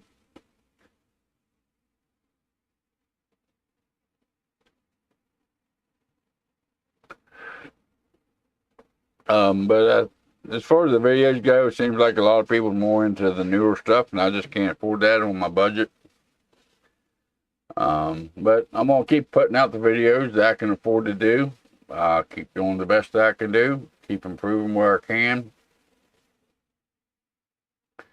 If you wear a dress, a wig, and lipstick, that will probably push you right along. I don't think it's worth it, though. Nah, me neither. Oh, what was it? A year and a half ago, 2 years ago, I kind of talked about changing. Because I wasn't happy with the way the channel was going. But I ain't gonna change who I am. I am the way I am. I am who I am. You like me or you hate me. Either way, I am who I am. Steve's hair. Yeah, Steve's hair has a lot to play with that, with the Gamer Nexus. He's like the Tech Jesus with that hair. But I ain't gonna change who I am. I thought about it. I mean, the old lady actually we talk about my YouTube from time to time. And I'm not gonna change who I am. I think the content I put out is a little bit more in depth than most. I research my videos. I look at what other people do in their videos for the topic I'm covering. And I go down through the comment section to see what people are commenting, what questions they have they didn't cover, and I try to cover it. That's why my content's usually a little bit longer than most. Yeah, I forgot that nickname. Yeah, he's got that nickname. So I think the way I do my videos and the content I put out is pretty good. It's a little bit more in depth than what a lot of people do. But it is what it is. Steve is very articulative and focused. He is like the project producer of the tech world. Yeah. And he puts out great content. The testing that him and his team does, excellent. And there's been a few things that he said that I don't agree with, but you'll have that. You're allowed to disagree with what other creators say, and go on with life. A lot of his stuff, and I've mentioned in my other live streams, a lot of his stuff goes in more depth than what mine does. He covers a lot more in depth and stuff behind that than what I do. Not that he does a lot of miracles with tech. Yeah, he goes a lot more in detail than what I do on my channel. Which, that's the way I built my channel. I kind of built it around somebody that's on a budget. Someone just first getting into computers. So, I could sit here and talk about all the fancy stuff, but most people ain't going to understand it. I try to break my videos down where the common man can understand it. There's certain phrases that's used in the tech industry that a lot of people don't understand. I try to avoid them word phrasing or whatever. I try to break it down to where the newbie in the tech industry or someone looking to build a computer can actually do it. I try to break it down to where it's as simple as possible. I think that makes me a little bit different than most that's on YouTube. Like I said, my videos are a little bit more in depth, a little bit longer, because I do research my topics. I do look at comments under other people's videos in the same topic realm and see what questions they have that wasn't answered in the video.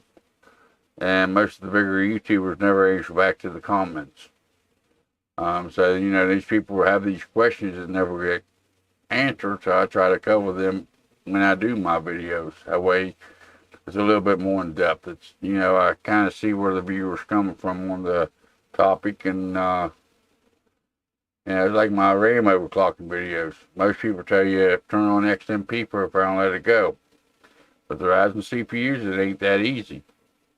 Not all your XMP profiles are going to work with the Ryzen. So I put out my videos where I show you 3 different ways of overclocking your RAM. Because it ain't just as easy as turn on XMP profile. Thinking of budget, I was able to make a ports list on Newegg for around $620 Canadian with a 5600G build. That was like $900 2 months ago. Yeah. Just because the prices have dropped so much. That sounds about right. 620 Canadian to the US dollar. Yeah. You could probably do a 5600G Canadian for about 620. That worked. I found your channel when I was computer illiterate years ago, trying to learn how to turn on XMP or something simple. It's around $475 to $525 US. Yeah, you could probably put together a decent 5600G build for about $500. And you're right, MT. That's why I do my videos the way I do. Because, a lot of big YouTubers, and I understand why they do it. Even some of the newer guys coming out, they do like 5-minute video. But they don't go into detail on how to do it if this proceeds. If you do what, you turn on your XMP and it ain't stable, then what do you do? A lot of people had questions about that. So I went in and I'll show you how to turn on your XMP. If not, I'll show you how to put it in the same settings, which usually will fix that. If that don't happen, then you set it in the same settings, gives you a good starting point, and you just start turning back your numbers a little bit until you get it stable. A lot of people don't cover that kind of information in the videos. And I understand, because of the way I talk and whatnot, a lot of people don't watch my videos for a long period of time. Nothing I can do about that. It is what it is, But I'm going to keep pushing. I'm going to keep going forward. Channel's still growing.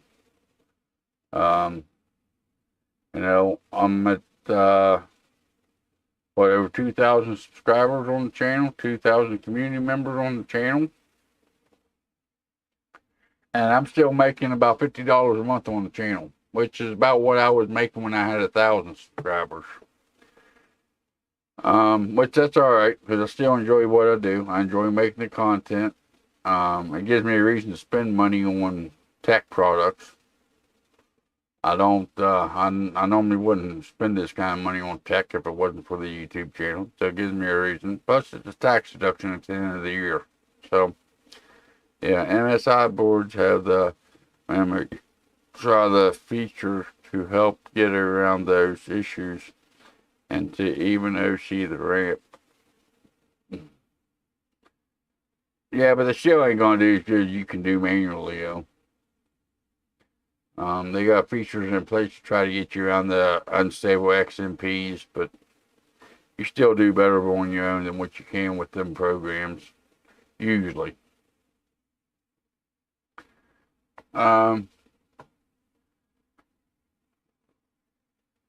But I haven't answered back to any comments here in the past, probably a week. I didn't have time yesterday. I didn't have time this morning to answer back to anybody. I will be probably later on this afternoon or something like that. I will be answering them back. So yeah, I try to keep up with them. Sometimes I get a little bit behind on them. Right now, I'm looking at about week-old comments I need to answer back to. Yeah, you get to choose a profile and you can manually fine-tune it and modify it. That'd be nice. As long as you go in and modify it to where it actually becomes stable for you.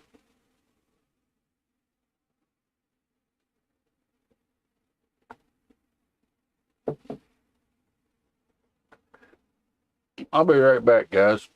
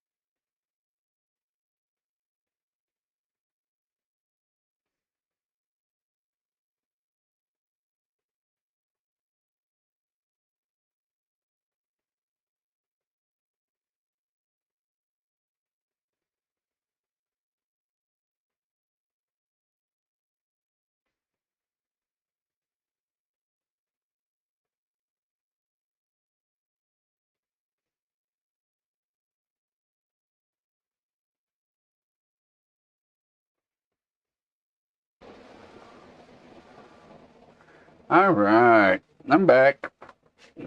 Sorry about the little interruption there. What did I miss?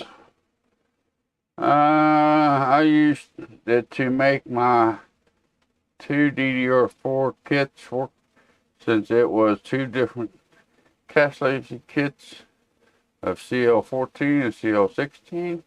Now I have 32 gigs at CL16, but I doubt what RAM I had before. Yeah, Chris, I'm glad I could help you get that figured out. And you was able to get all the 32 gigs of RAM that you paid for to be working properly.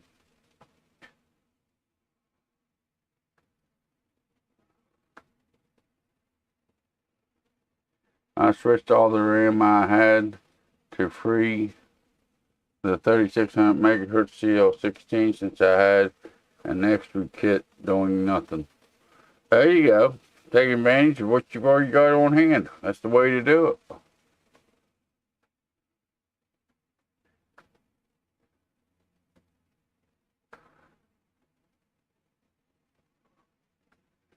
I don't know. Sometimes I've thought about giving up the YouTube thing. Sometimes I've thought about giving up the live stream, but I just can't do it. It's in my blood. I enjoy helping people. I'm gonna keep pushing on. I got a lot of money and a lot of time invested. Like I said, it also gives me a reason to spend money on computer components. Last year has been kind of hard on me. I've been off for 4 months out of the last 12.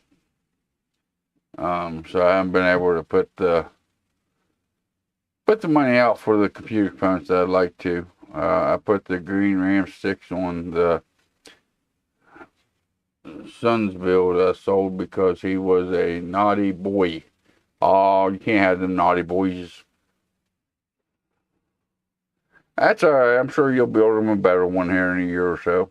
A few months probably.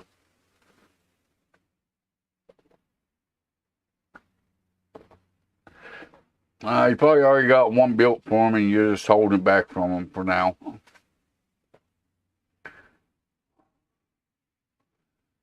And I got some stuff going on at work that's going to give me a decent pay raise. So give me more money to put in the channel. Much as I think about giving it up, I ain't going to do it. I'm hard-headed, I'm old. I'm old and set in my ways. I just upgraded to 3600 megahertz on my 3700X. Got to run at 35, 33 though. Unstable with 3600. Yeah, and that's the problem with Ryzen. Even as long as Ryzen's been around, they're still awful finicky about the RAM speeds. And I can't figure it out. He'll have an X570 Tomahawk when I switch to AM5. Nice motherboard right there. An X570 Tomahawk, that's a pretty nice motherboard. It's not for any time soon. Oh yeah, gonna keep that X570 for a while, Chris. I've been actually thinking about upgrading my system, just to do it. Just because my CPU and my motherboard don't support PCI Express 4.0. They're both on the 3.0 standard.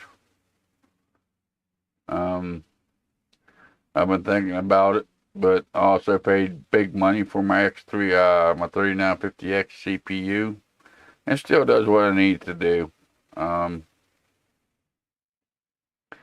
But then again, I could build a pretty good gaming PC to sell with that CPU and motherboard that I do run.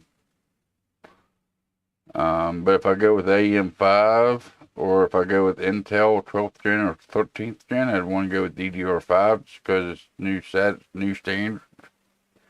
You can always upgrade your DDR5 in the future. But, you know, I don't know. It's a pretty big expense to do so. The controller of the 3700X might be better than any other of the same CPU. Yeah, that's true. It's the silicon lottery for you. I still have the Ryzen 5 3600 still alive and kicking. I actually, who is it? Greg Salzor over there. He does that, where he fixes viewers' computers. He's had quite a few of them come in with bad 3600s. I was kind of wondering about that, because I had that 3600 go bad on me. I bought a replacement for it. I got a 3600 laying back there on the shelf. But I'm just wondering if I messed it up, or if it was just the CPU itself that went bad. I'll replace the GTX 1650 before I change platforms. Fix or flop. Yeah, fix or flop. That's the name of the episode. I'm just wondering if the 3600 I thought that I burned up just went bad, or if there's actually something that I did do to make it go bad. Pins on those are very fragile on the 3000 series. Yeah, that's what they say. But the pins ain't bent or nothing on it. I've looked down them. They look straight. There ain't nothing missing. There's nothing bent. He's just ran across a lot of 3600s that go bad. 5000 Gs are surely a bit. I got the 5600G back there in that one build, which is never on anymore. Back there for the low-end CPU coolers when I do cooling testing on them. But I don't run them on a day-to-day basis, so I really can't tell you how it's holding up.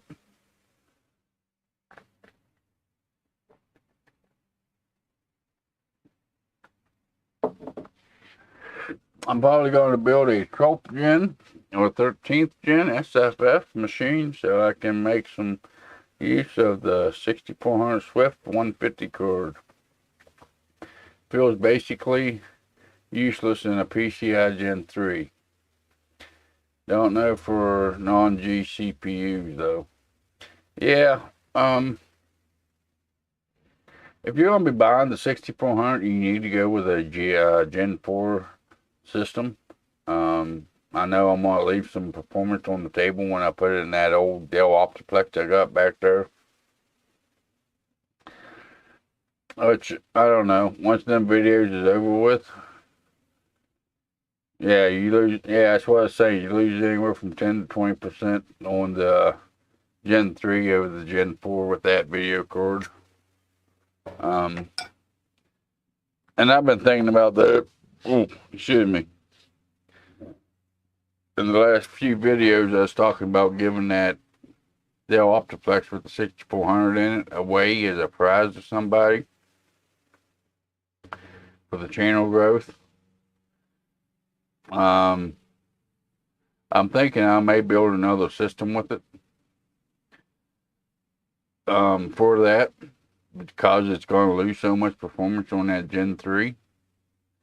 That's a video I want to do. Like I said earlier, a 5800X with the B550 motherboard. The only thing I got that's a Gen 4 system. But you can go in the BIOS and make it run at a Gen 3 speed. I want to do a video on that. But I may, since you do lose so much performance with the PCI Gen 3 compared to a PCI Gen 4 card on that 6400, I may just build a system. I'm thinking about going with the i3 100F or the i3 100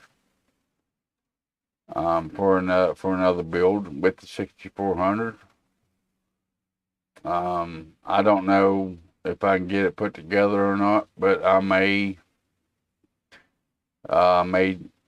put that system together before I even test between the Gen 3 and the Gen 4, because even Intel motherboard, you should be able to switch that PCI Express slot from Gen 3 to Gen 4 to see what the difference is on it.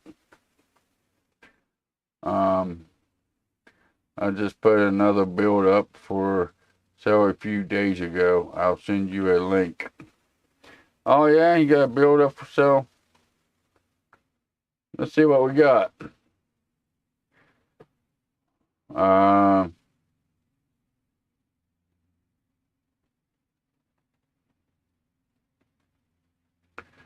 a Dell Optiplex build here.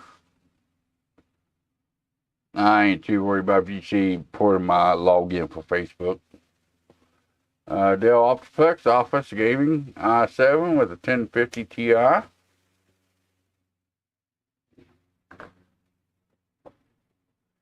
Used good condition. The Intel i7.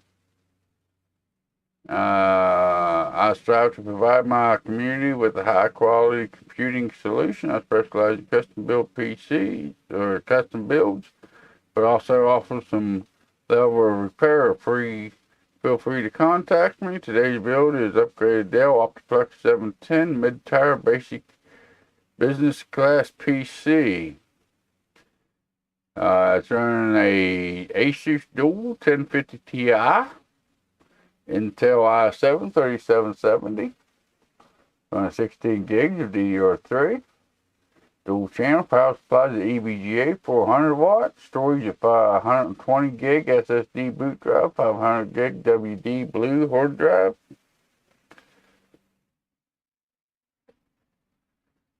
After building this PC, I used it as my daily driver for 24 hours to ensure all components work as expected. It is snappy and smooth and plays all older games and many newer ones with respectable frame rates. The dual fan design on the 1050 Ti, it stays very cool even under heavy loads. Looks like you took some time and got it cleaned up pretty good. Not a bad looking little build there. kind of what I'm looking at for the Dell that I've got. It's just mine's a small form factor, where that looks like it could handle a little bit bigger GPU than what mine could.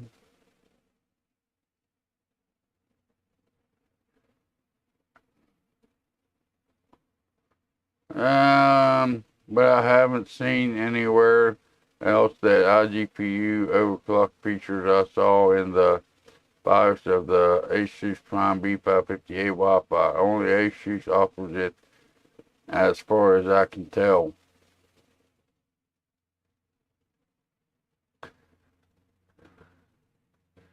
The iGPU overclocking, that is actually available by Gigabyte as well.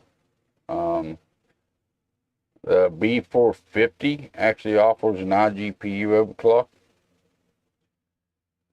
It is still overclocked, and my daughter have not complained once after nearly a year. Remove the drive cage and you could fit a bigger GPU there. Yeah, but you also got to take into consideration you add costs, because if you go with a bigger GPU, you also have to increase the power supply. A 400 watt power supply can only handle so much of a GPU.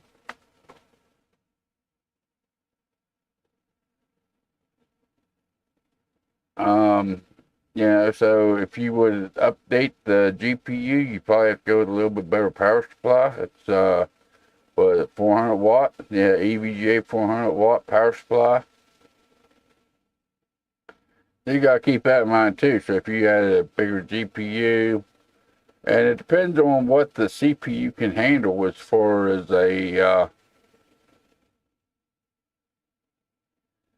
3770. You got it with a 1050 Ti. 3770 would be holding back some of the newer cards if you actually try to go with a bigger card.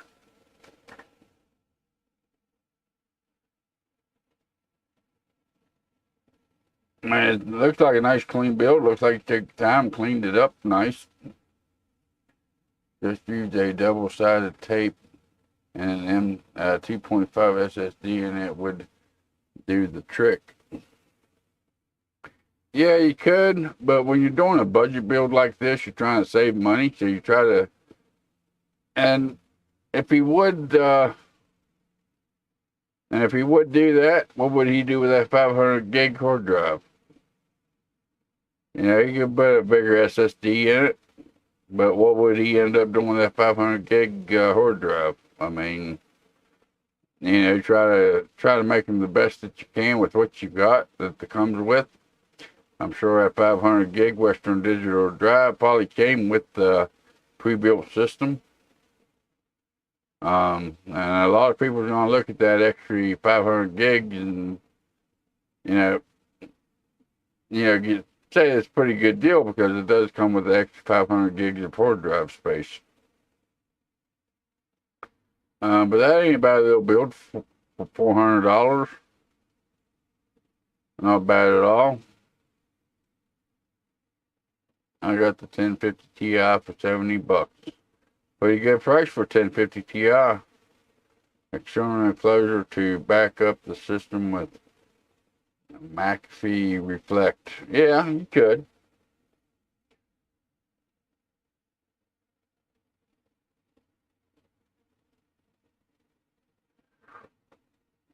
But a lot of people that's buying a system ain't gonna want an external drive attached to it. They'd rather and I've said that before in my other videos, some of my other videos, that a lot of people don't understand how to use more than one drive.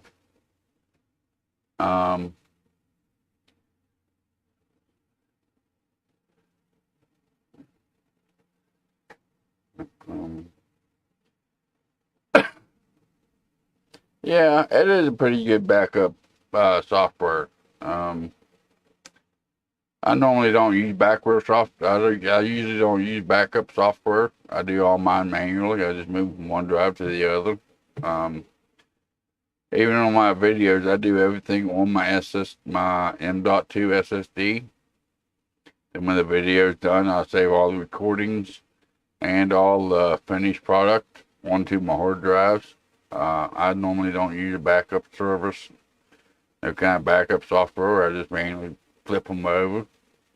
I normally do that before I lay down to go to sleep. And by the time I wake up next morning, it's done. It takes a while because I do still use hard drives for mine. I ain't complete SSDs. So it does take a while to transfer to a 7200 RPM hard drive. Yeah, my father don't know how to use more than one portion hard drive, so I know. Yeah, a lot of people don't. You'd be surprised. Whenever I was working on computers day in and day out for people, a lot of people don't even know how to make a backup. And a lot of people don't think enough about it to even research it to see how you even make a backup. That's why a lot of my systems, when I build them to sell, I usually try to go with a big enough boot drive for them to put all their information on, because a lot of people don't know how to do that. And a lot of people don't think about looking up how to do it properly. I've mentioned in some of my build drives, or some of my builds, that most people don't know how to put their Steam or their Origin or their some of the other game clients on the main drive, which pretty much they have to be on the main drive or they won't read. But you can keep your game library on the second drive. A lot of people don't understand how to do that. And you could put out a video showing you how to do that, but if people ain't looking on how to do that, they have no idea, and the video will never be found. So I try to keep my hard drives when I build a gaming computer, especially to sell. I try to keep them large enough to where you don't have to worry about having the second drive. I've had people that I've sold computers to that said, hey, you said this thing got 2 drives, it's only showing 1 drive, this and that. And when they open up the task manager or the file manager, it shows 2 drives there. And they just ain't seen it. They don't understand how to access that second drive to put any information on. And it gets frustrating after a while. Bought him a 2 terabyte X-Merc HHD, and he has it gathering dust at the bottom of a drawer among his socks, most likely. Yeah. I got, and that's where I back up a lot of mine. I have a SATA USB 3 adapter that I hook up to my hard drives to transfer data from and to as needed. I don't keep them in my computer. I keep a 3 terabyte and a 2 terabyte hard drive in my computer along with my NVMe drive. But the ones that I keep in my computer are like a scratch disk. That's all the files that I don't plan on keeping or anything like that. It's just a place to put them temporarily, keep them for a couple months. Once I'm done with them, I delete them off. All my backups that I normally keep, I normally hook up through a USB 3 cable. I transfer them to a hard drive and I disconnect it. That way, if something would happen, I get a virus or I get hacked or whatever, that information's still safe. They can't get to it. If that hard drive is connected to your system and you get hacked or whatever, all that information, they can get into it. But a lot of people don't understand how to do all that. A lot of people ain't interested in doing all that. But man, a lot of times I've had to get a hold of people and say, hey, your OS is corrupt. I got to reformat your hard drive. Do you have backups? A lot of the people don't think about backups. They don't have no backups. They have important, tax documents and stuff like that on these hard drives. They can't afford to lose that kind of stuff. So they have to, they gotta pay me to back up what's on that hard drive or what's able to be backed up from that hard drive before I can even reformat the main drive, because they have no idea how to do it. and they don't care enough to actually look up how to do it. I have a few SSD drives and 3 enclosures for that reason. Yeah, you need to, you need to be able to keep backups.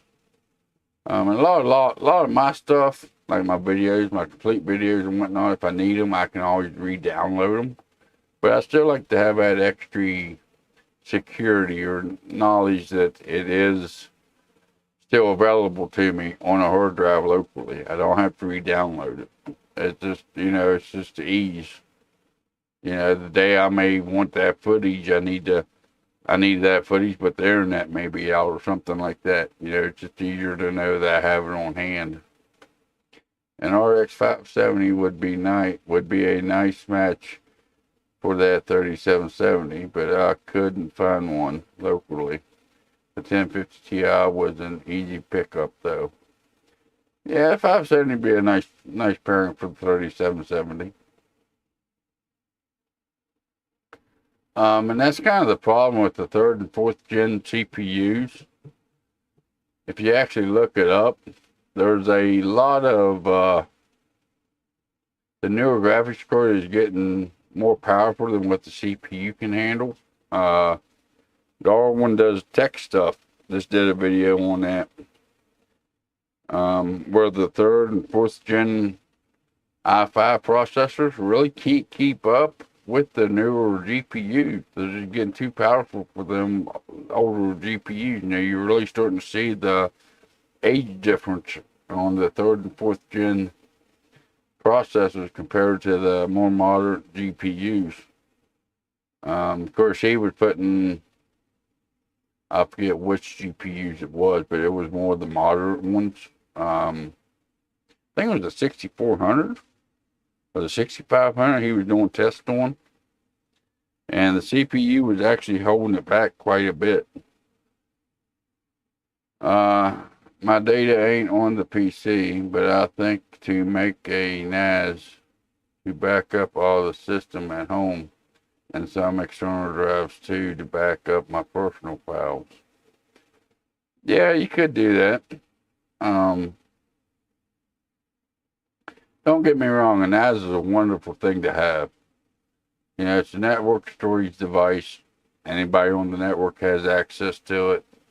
If you use more than one computer, you can always access that NAS to get that data from if you need to. And I know I'm getting kind of picky on it, I guess. But I've never built myself a NAS. I've thought about it. But the more I think about it, the more I don't. And the simple fact is that NAS is constantly connected to your network. If you ain't running a VPN or a decent antivirus software, any data that's on that NAS is basically like being on your computer. And I don't like the thought of that. An off-site backup is always nice to have, but I can't afford it. Yeah, exactly. Mine ain't exactly off-site, but it's close enough. I have the hard drives I keep here in the studio, but I also have another set of hard drives, and I don't back them up like I should. They're off-site, but they're not off-site. I keep them in a storage building on the property that's away from the main home. That way I do have 2 sets of backup, and if something would happen to the main home, I still have that backed up. Especially when it comes to my tax documents, my medical records, stuff like that I really can't afford to lose. I have them backed up on a separate hard drive that's in the building that's on the property, but away from the main home. That way, if anything would happen in the main home, I still have them backups available to me. I'd like to have a little bit more of a secure way of backing them up to where they're off-site. But I'm old-fashioned. I don't have a whole lot of as far as the online storage and stuff like that. I used to use them, but I quit using them. And it's because a lot of them being hacked. You know, you're trusting these companies with your information to keep it safe, and they're still being hacked. You know, that just, to me, the hacking and the stealing of the information and whatnot is just getting to be too big. Um, you know, if the hard drives is disconnected from a computer and put someplace else, you know, I don't have to worry about being hacked because it ain't connected to the internet. If you're running a NAS or something like that, it's always connected to the internet. It's always connected to your network, which means it is acceptable to being hacked. Not necessarily, but you can have it online to back up your PC. I have four laptops here, so it takes up space to store. Yeah, like I said, you know, you do have the online backup storages. After that, you shut it off. Yeah. But I really don't trust the online backup places either. I mean, you know, in the last couple of years, you've had some of the biggest VPNs. You've had some of the biggest companies out there getting hacked. You know, you had NordVPN got hacked there a couple of years ago. You got Gigabyte. They've been hacked. You know, you got you know, all these big companies, you know, supposed to be able to keep your data secure, unable to do it. So, you know, if you go with an online service, who says your data is actually secure? You know, and that's what scares me. You know, like I said, I used to use an online backup service. I used to upload to Google Cloud or the OneDrive. I quit doing it because these bigger companies and these VPNs is even getting hacked. You know, it's kind of scary out there as far as being hacked goes. Yeah, you should speak of NordVPN there. Yeah, I mean, and it ain't nowadays. It ain't uncommon for these sites or these companies, especially protecting your data, to get hacked. I mean, you know, there's a lot of big companies out there being hacked every day. Now, is it public? Most generally not. But you know, you're paying these people to keep your information private, and who says it's actually being private? You know, who says they ain't gonna get hacked? Even though they haven't been hit yet, it don't mean it ain't gonna get hacked. You know, data is never secure 100% online. You can do it is increase the security level, but will never be 100%. Yeah, exactly. You'll never be 100% secure as long as you got internet access to it. That's why, you know, very little of my information is kept on my hard drive on my computer. The rest of them gets taken off that hard drive, put onto another hard drive, and it gets disconnected from the computer. That way I know that data's safe. If someone really wants to hack my computer and run a program to, I guess, how am I trying to say this? You know, once you delete your data, there's still traces of it on your hard drive. They want to hack my computer and run a piece of software to recover the data that I have erased. That means they want that data pretty damn bad. You know what I mean? I mean, it takes a lot of time to hack a system, let alone to go in and run software to recover data that's been deleted off the system to be able to get somebody's information. You know, it takes a lot more effort than just hacking a system. I've been paying for NordVPN for 2 years, and I almost never use it. I used to use it so I could leverage trade crypto on European exchange. Now I don't trade anymore, so I rarely use it. Offline is not 100%. also, but it may get closer to it.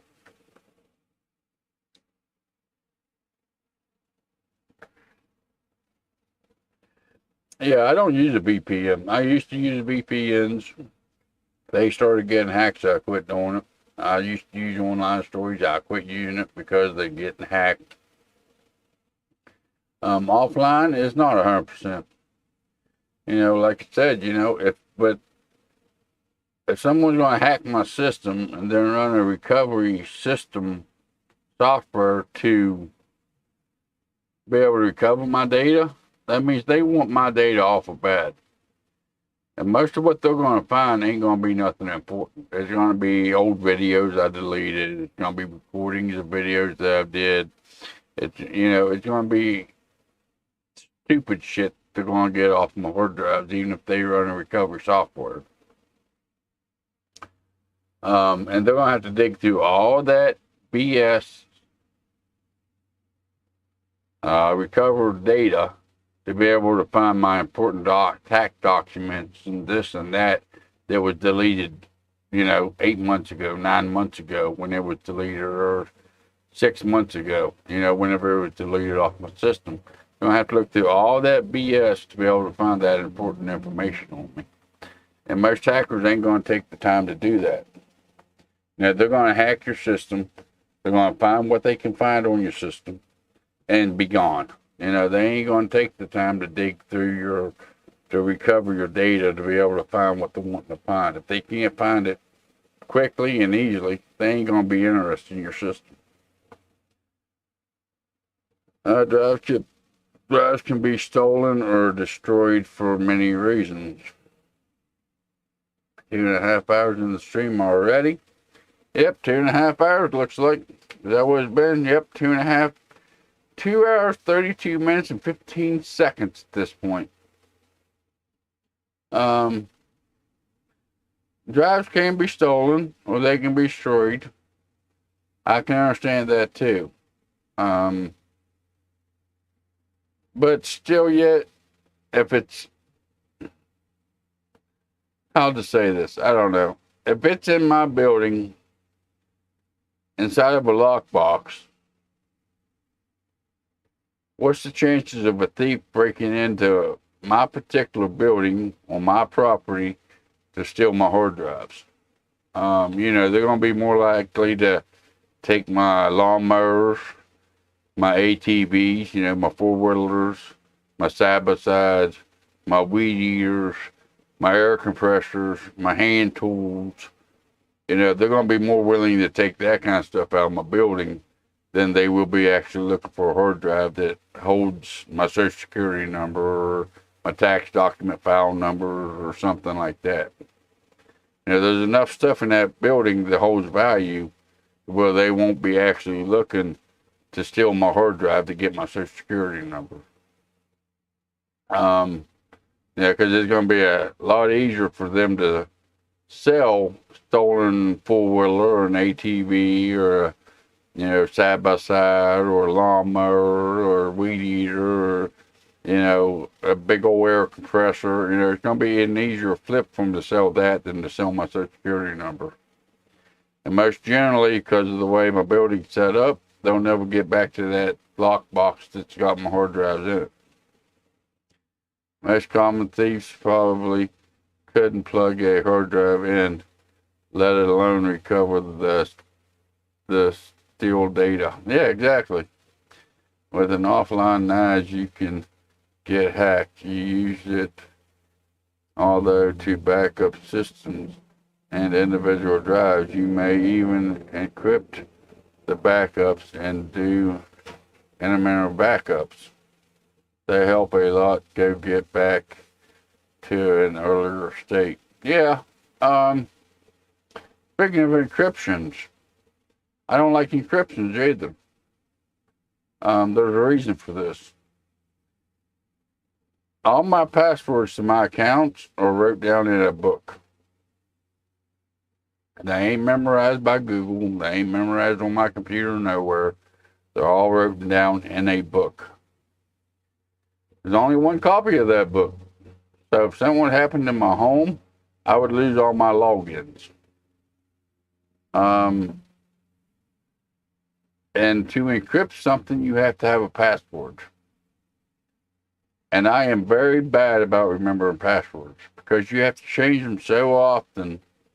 You know, just about any system out there, you have to change that password every 30, 60, 90 days, whatever it may be, to keep your stuff secure. And I can't remember the passwords. So if I had to encrypt a hard drive with a password on it and not look at that hard drive for 6 months to a year and then need something off of it, I'd never remember that password to get that encrypted. I just couldn't do it. You know, my brain just ain't set up to remember them passwords that long. That helps a lot go get back to another state. It secures the data. Yeah, it secures the data, but you still have that password you gotta keep track of. And like I said, I ain't very good about keeping track of my password because I change my password so often that I never keep track of it. I'd end up losing it. If something would happen to my notebook inside my home, I don't know how I'd ever recover all my passwords. I really don't. I mean, as far as my bank account goes, my credit cards go, my payments that I pay every month online goes. You know, if someone happened to that notebook, I'd be in trouble. Because I don't let Google memorize them. I don't let any of the other programs on my computer that want to memorize passwords to memorize my passwords. I don't do it. Because that's the way a lot of people, you know, when you put them in there to have your system to memorize them passwords, that's how you get hacked. Somebody hacks into you, they hack into the Google account, they get your managed passwords. You know, so I don't do it. You know, all my passwords are kept in a little notebook that I keep in my desk drawer. You know, that goes for all my important stuff. It even goes for my Steam account, my Origin account. All this is only kept inside this notebook. If I lose that notebook, I'd be in trouble. The NAS is the one encrypting the data, so if you lose the power for it, you're pretty much fucked. You have encryption as soon as you use a Windows account with a password too. Yeah, see, I don't put a password on my Windows account. And the simple fact is because I don't keep no sensitive information on my computer, so I don't have to worry about it. I recommend you to use a password with your Windows. Me personally, I don't because I don't keep nothing on my system where I have to really worry about it. My father uses the notebook system too. Yeah, like I said, I've tried the new age stuff. You know, I tried letting Google memorize my password, but the more I thought about it, I've tried online storage. A lot of them are getting hacked. A lot of the VPNs are getting hacked and this and that. That just goes to show me that your information online ain't secure. And I'm not willing to take that chance. You know, I used to have Google set up and memorize all my passwords. I click sign in, I'd sign into my account, no matter what account it is. I don't do that no more.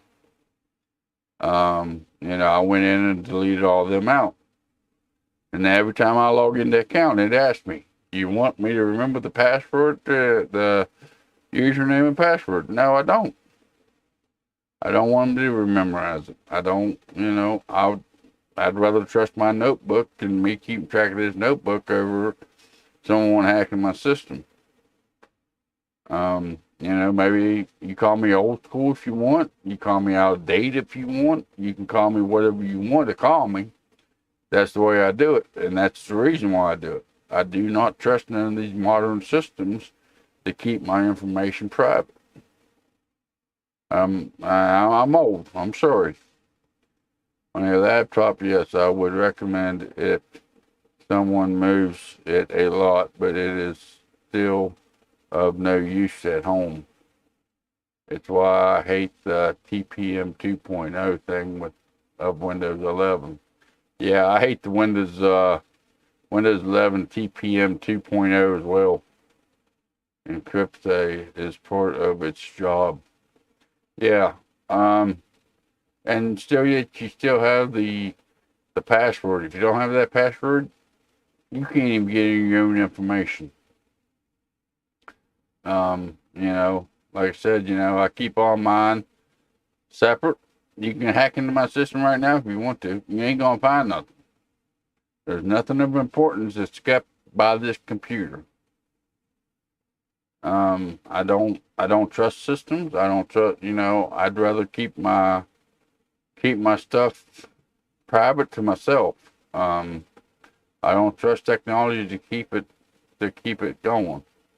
TPM Trusted Platform Module. Same. I never let Google save my password. You're more likely to get your data breached by storing it with Google than just writing them down. Yeah. It goes back to being hacked. If someone hacks into your computer, everything Google's got memorized on you, they got access to. I don't trust Google to keep my information safe. It's just I don't know. It's just the way I am. I've done it for quite some time that way. I tried the new age stuff, and the more and more people when these companies are getting hacked and whatnot, I don't trust them. I don't believe in them. I don't use them. I'd rather trust my old pen and paper than and there's been times where I forgot, I changed the password on one of my accounts, and I didn't go in my notebook and changed it, and it's been hell to recover that account. Because I forgot to change it in my notebook. But still, yet, that could happen if you had Google saving your passwords too. If you forgot to tell Google to replace that password, you end up with the same situation. But it is what it is, and that's just that's my thoughts on keeping your information safe. You want to keep your information safe, you keep it safe. There ain't much of a two ways about it, and I know everybody's got different feelings on this. Some people rely on Google to remember the password. Some people rely on encryption to keep their data safe from being hacked into. Me, I got a little bit of a different thought on it. I don't know. Maybe I'm a little too old school. Maybe I shouldn't have a PC tech channel because I'm too old school. But that's just the way it is. It's the way it happens. That's the way I am, and that's how I keep my information safe. Like I said, you hack into my computer right now, you'll find some of my most recent videos I've been working on, and some of the last, I don't know, 4 or 5 videos I put up on YouTube. You'll find them on my hard drive. But other than that, you ain't gonna find nothing else.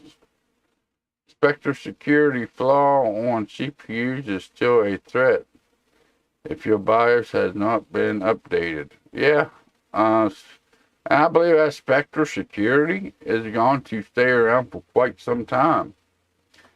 Because they are updating the BIOS to fix that, but they ain't really pushing it out to people that, hey, you need to update your BIOS to be able to keep your stuff secure. You don't really see information about that. You don't see them pushing it out. And I don't think it ever will be fixed. I don't think it will be ever 100% fixed.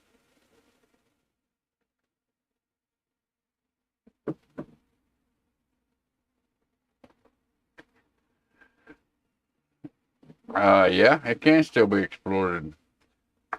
And sooner or later, it probably will be exploited. I'll be right back, guys. Mother Nature's calling again.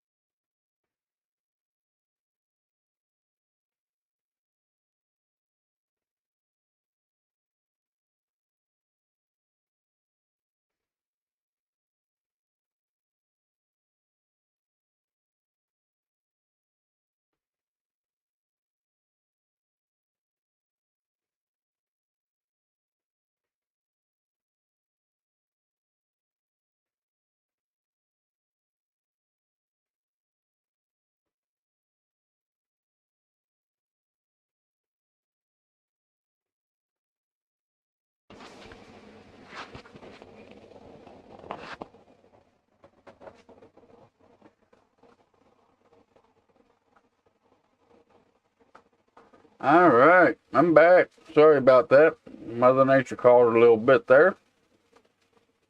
What have I missed? What have I missed? Chris McGraw. They still haven't fixed a bug that can ruin your partitions on a drive if you put a specific name on a UNE file. It still exists since XP error. Yeah. If it's connected to the internet, you're vulnerable. There's no way to actually 100% secure your information if it's on your computer. I don't, and that's what surprises me. You got these applications or these programs now that will design a password for all your accounts. You have one password to get into this account. And with everything being hacked nowadays and all that, and it being such a big thing, why would you trust one company to control all your passwords? That just don't make no sense to me. I've had quite a few people ask me about these kind of programs, and I don't recommend them because they make up some kind of long password with different digits, different special characters, different numbers, different lettering, and there's no way you could ever remember these passwords. So if that system ever got hacked, there goes every single password to every single account you've got. I don't understand how people can trust that nowadays. It just don't make no sense to me.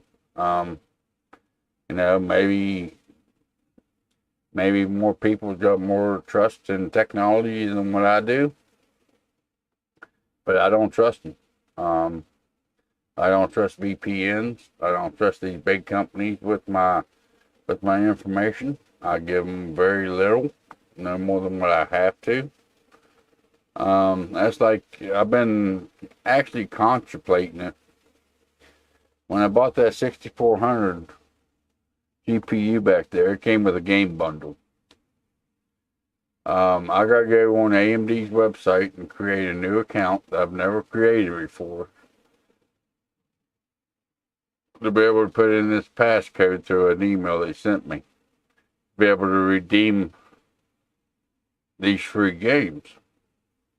Depending on the games, they're going to have access to my Steam account. They're going to have to have access to my Origin account. Maybe to, what's the one that runs Fortnite? I forget, I don't need Epic Games. They may have to have access to my Epic Games. I don't know if I trust AMD enough, their computer system, to have access to all these other accounts. Nowadays it seems like one account has to be connected to all these other accounts.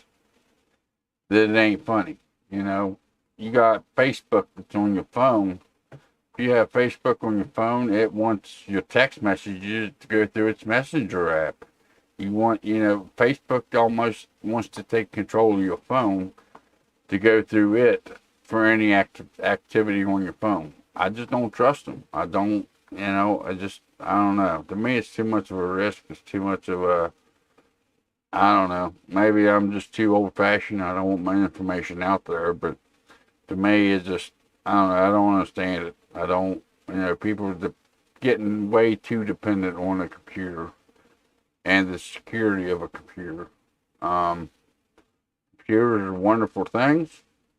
They do a lot of work in a short period of time. There's no question about that, but the security of them, and right now, with the way the economy and everything's going, everybody's hurting for money. It's an easy way to hack into someone's information to sell it.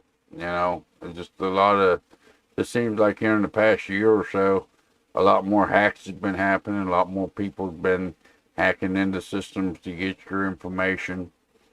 And it just ain't on a personal level. It's on the bigger company level.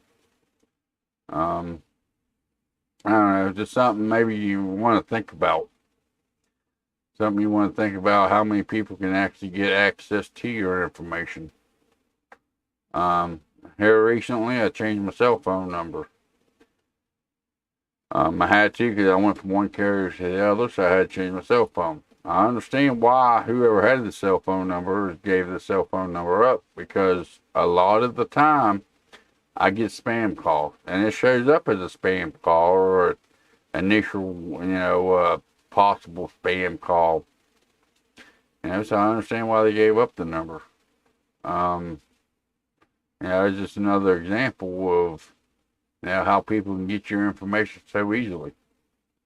And it's a hassle to change your phone number. You gotta go into all your banking account information. You gotta go into all your credit card information, all your tax information, all your employment records.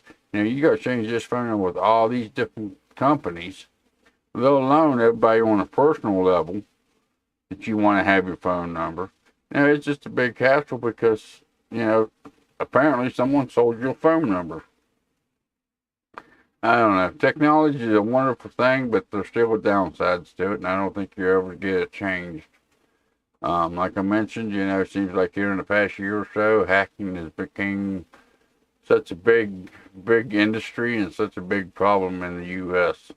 Maybe other countries ain't as bad. Maybe other countries out there is worse than what the U.S. is, but here in the U.S. it's became a big problem. So just try to be safe out there with your information. Try to use your head. Try to keep your information as private as possible. I know it's hard to do in today's society. But yeah, I think that's going to be about it for today's live stream, guys. Appreciate you guys hanging out with me. Appreciate the support, the likes that I've got on the video, the people that are still hanging out with me after, what's it been, almost 3 hours now I've been live streaming.